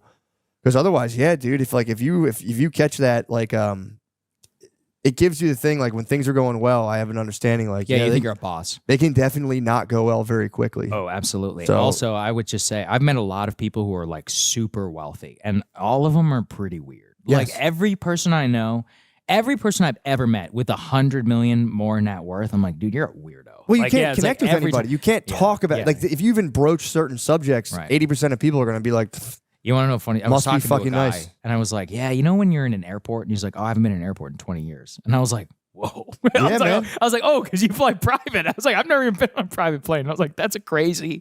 It was just so casual. He's like, I Yes. haven't been in an airport in 20 years. I know. I was like, whoa. Yeah, Like, it's just okay. like, what a life. Yeah. Like, what does that even look like? Yeah, dude. I was talking to somebody one time excited about like flying first class, and he was like, Yeah. dude, my kids have never not flown private. And I was Okay, like, well, oh, I didn't that's- even think about that. I was like, fuck. Yeah, but that probably really fucks them up. I mean, what are they going to do then whenever they have to fly economy? Either they'll be stoked. Oh, here's the thing. I remember Yeah. I grew up in like a upper middle class suburb. So Mm. like I moved to West Philly and I was in the hood and I was like, this is so cool. And then like, so maybe they'll just be on an airplane and be like, wow. Maybe. Yeah, but I mean, you know, sometimes you're, what is it, like C on Southwest, and you're like trying to go for the middle seat or whatever, and you're like, my life sucks. Yeah, true. Like that's And that I'm would talking be- about plane. And now I'm talking about, you know this, you're Northeast guy. Megabus, like when you're taking like a midnight megabus to New York City to Yeah. take the cheapest one. And you're like, well, I'll take a bag. And when I get there, like change in a Dude, bathroom and put a Megabus new was shirt nice. on. Megabus. Yeah. We did the there was a Chinatown. Oh, the bus. Chinatown. I know the in Chinatown bus. Yeah, I was know what just that a one. pregnant lady driving it. And you're like, what the fuck? But dude, yeah, it's Stomachs up against the steering Yeah. wheel. yeah, for real, dude. There was for real a pregnant lady driving it before. People, But drug addicts are like freaking out in the back. And someone's like, hey, can y'all keep it down back there? I'd be like, shut your goddamn mouth. Yeah. that is true. It is. It does kind of set the bar too high, and Oh, then it's like absolutely. all you can ever do is be disappointed in life, or like again, I did eventually become very disillusioned with life in the hood. I was like, this is Of course. sad. I Yeah, was like, it's this probably is so. deeply sad, bro. It's so, dude. It's Yeah. for real, so sad. Yeah, because the systems are like designed to just keep everybody down. And Dude. I mean, look, they have individual responsibility for sure, but like also the way the entire thing is designed, sure. it's like they keep it contained. Nobody cares. Everyone just wants to pretend like it's over there. And It's it dude. is It's for real. Like it's like I remember I bought a house in West Philly with my brother when I was like 21. It was like Wow. the house, dude. The house was $27,000. I lived in there. Whoa. Yeah, it was pretty Yeah, fucking that's awesome. actually But cool. the Did you hang on to it? Did you sell it? we sold it and then Oh, it got yeah. knocked down immediately. It was structurally, it had a tree growing through the basement. Yeah. It was bad. But but I remember like going into like my neighbor's house and they were like, it's funny because when you live there, like there are a lot of like you know, when you grow up, like I grew up, my parents watching Fox News. It's just the news being like, black guys are up to no good again. And it's like, so you get this like skewed picture. And then you meet the individuals and you're like, damn, these are like some of the nicest they're people. Then great there's people like just doing monstrous behavior. Mm-hmm. But I remember like the first time I walked into somebody's like my neighbor's house, it's like visually jarring because it's like everything's just fucked up. Like there's no symmetry. Everything's built fucked up, and it's like I remember like being there's just like bugs Yeah. and just being like, fuck, dude, that's like it was like just crazy. I know. But then it's like, that's why you have to do good. It's like the brutal reality behind all of like the, let's save everyone political messaging. It's like, dude, you have to bail yourself out at the end of the day. You just have to. It's sad. It's not fair. Yeah, I look at it. You have to do two it ways. As in, we have to, of course, like design and move systems to create like a quality of opportunity. But you also have to have a responsibility given the circumstances. For example, like, I don't know, any money, anything that you're working with, I'll often be like, what a bullshit. For example, and you guys probably have this too.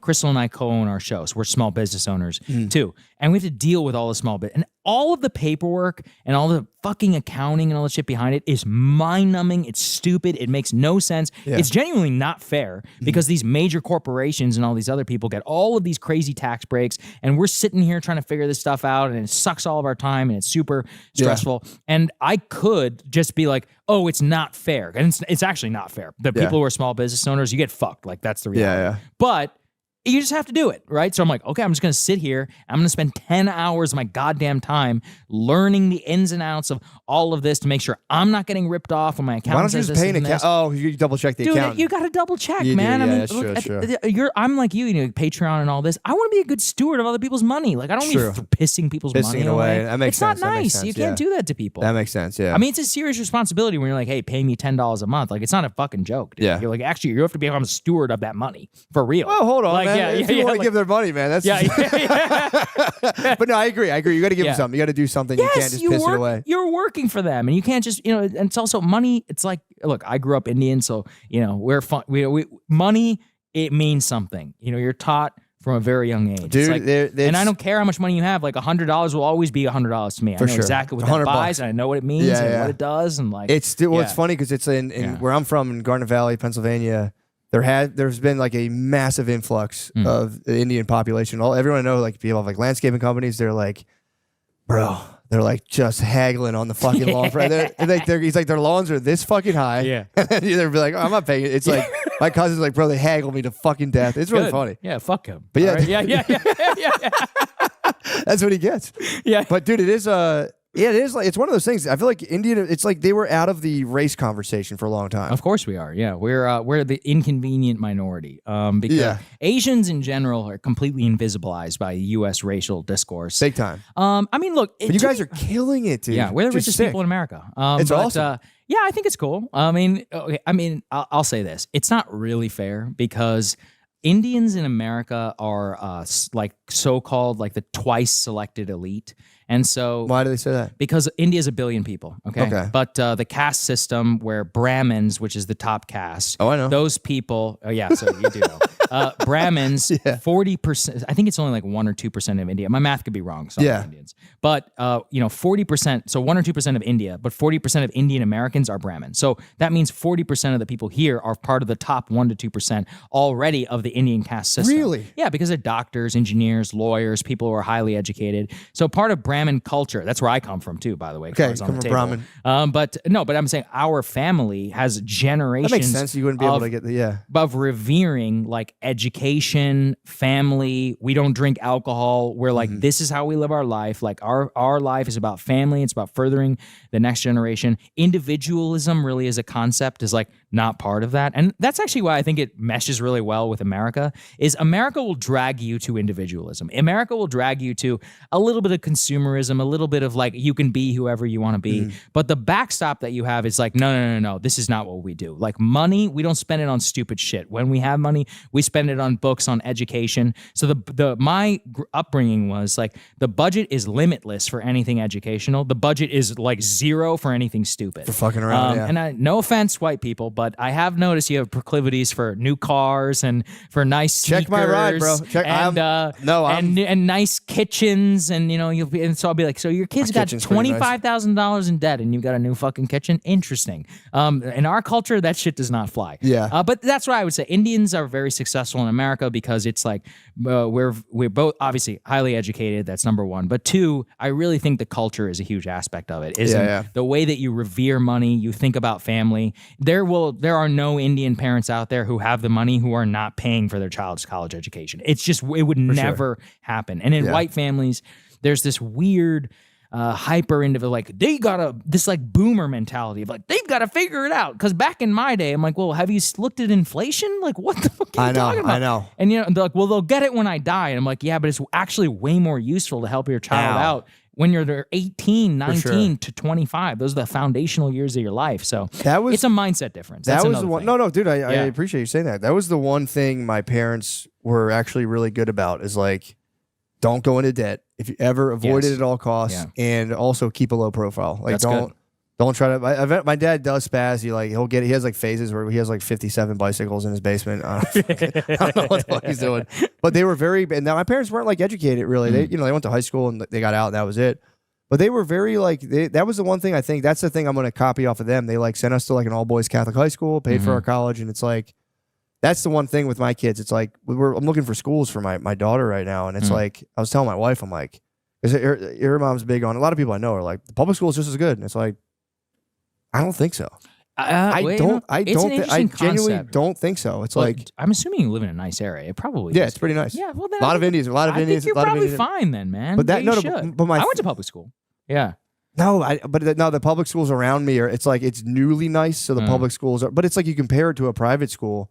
And it's like, I mean, you've done well for public I'll give school. you two cases. I'll give you the case for it's and just against. My point is, sorry, before I cut you off, my point is if you can't afford it, you should spend money on your kids' education. Oh, definitely. That's all I was trying to say. Yeah, absolutely. And so in that case, it's interesting, but more what I meant in terms of that is sometimes people will be like, I don't know, like I knew a girl who wanted to take a graduate test, like study for the GRE, and she was like, oh, my parents won't pay for my GRE test, thing, but they have the money to pay for it. That's but they're crazy, like, you have to work to go for your GRE test prep. I'm like, what? Like, I was like, who are your parents? Like, what? That's so ruthless. Yeah. In my head, I'm like, that doesn't even fly. Like, it's just, but if I was like, hey, Dad, so if I was like, Dad, I need $5,000 for a GRE prep course, and I was like 23 or whatever, he'd be like, absolutely. But if I was like, I need $5,000 to go hang out in Saint-Tropez or what, it's like, he's like, what? Get like, the fuck out of here. No way. Yeah. Like, no, that does make sense. That's what I'm talking about. about. And a lot of the suburbs like that I'm from, I've learned that many of the families are just debt. It's just like the whole thing runs on a giant balloon of debt, and it's like kind of Americans terrifying. are obsessed with debt. Americans are obsessed with consumerism, and I can't. My dad, when he was making good money, was rolling around in a 1988 Mazda with no air conditioning in 150 degrees. It's such a Texas, beast move, though, dude. With his windows rolled down, and he refused to get it. He eventually sold it for $1,000 after he put 200,000 miles on it. So it's like that's where I come from. It's like, do you need a new Raptor truck, Texas? Probably not. It's like these guys, no offense, but if you look at the average car payment, Texas is the highest average car payment in the nation because all of these idiots are rolling around in trucks. You don't need a brand new truck. Trucks you are don't like need $80,000 Raptor. It's ridiculous. Like, sorry, you need a Toyota Camry, or a Hyundai, or like any of these other cars. They're great cars. They'll get you. So I am actually a big proponent of Dave Ramsey for the vast majority of people. I think Ramsey, what you were just saying, I think his like common sense approach, if 95% of people followed their life that way, they would be better off. He preaches like avoid debt, don't use credit cards and all of this. I personally am a big credit card point fiend, but I pay it by balance and all this stuff. But here's the thing. I think what he gets at is what we were talking about with impulse control and all that. It's look at the stats. People can't control themselves. They're only paying the minimums. They're taking out 35, 40, 50% debt or whatever on their APR, HELOC loans and all this. He's taught me about financial products I didn't even know existed. I'm like, wait, so people out there are taking 2 mortgages and then another mortgage on top of that one? How do you sleep at night, bro? Dude, it's insane. Oh my God. I actually cannot imagine. So if for anybody out there who's listening, if you listen to Dave and you actually take, at the very least, like take some of that advice to heart. The number one thing is budget too. No matter how much money you make, you still need a budget. And the reason why is you just need to know where your money is going. And you need to be conscientious about every dollar that you spend. So like you were just saying, like you and your wife need to sit down and make a choice and be like, we're sending our kid to private school. That means this is our nut. We need X, Y, and Z amount per month. This is how it looks like. And we're saving, and this is what it looks like. I have an open mind right now. I'm like, I've looked at like 4 schools, and it's like I've noticed a huge difference between public. But it's like if I see a public school that works, I would go.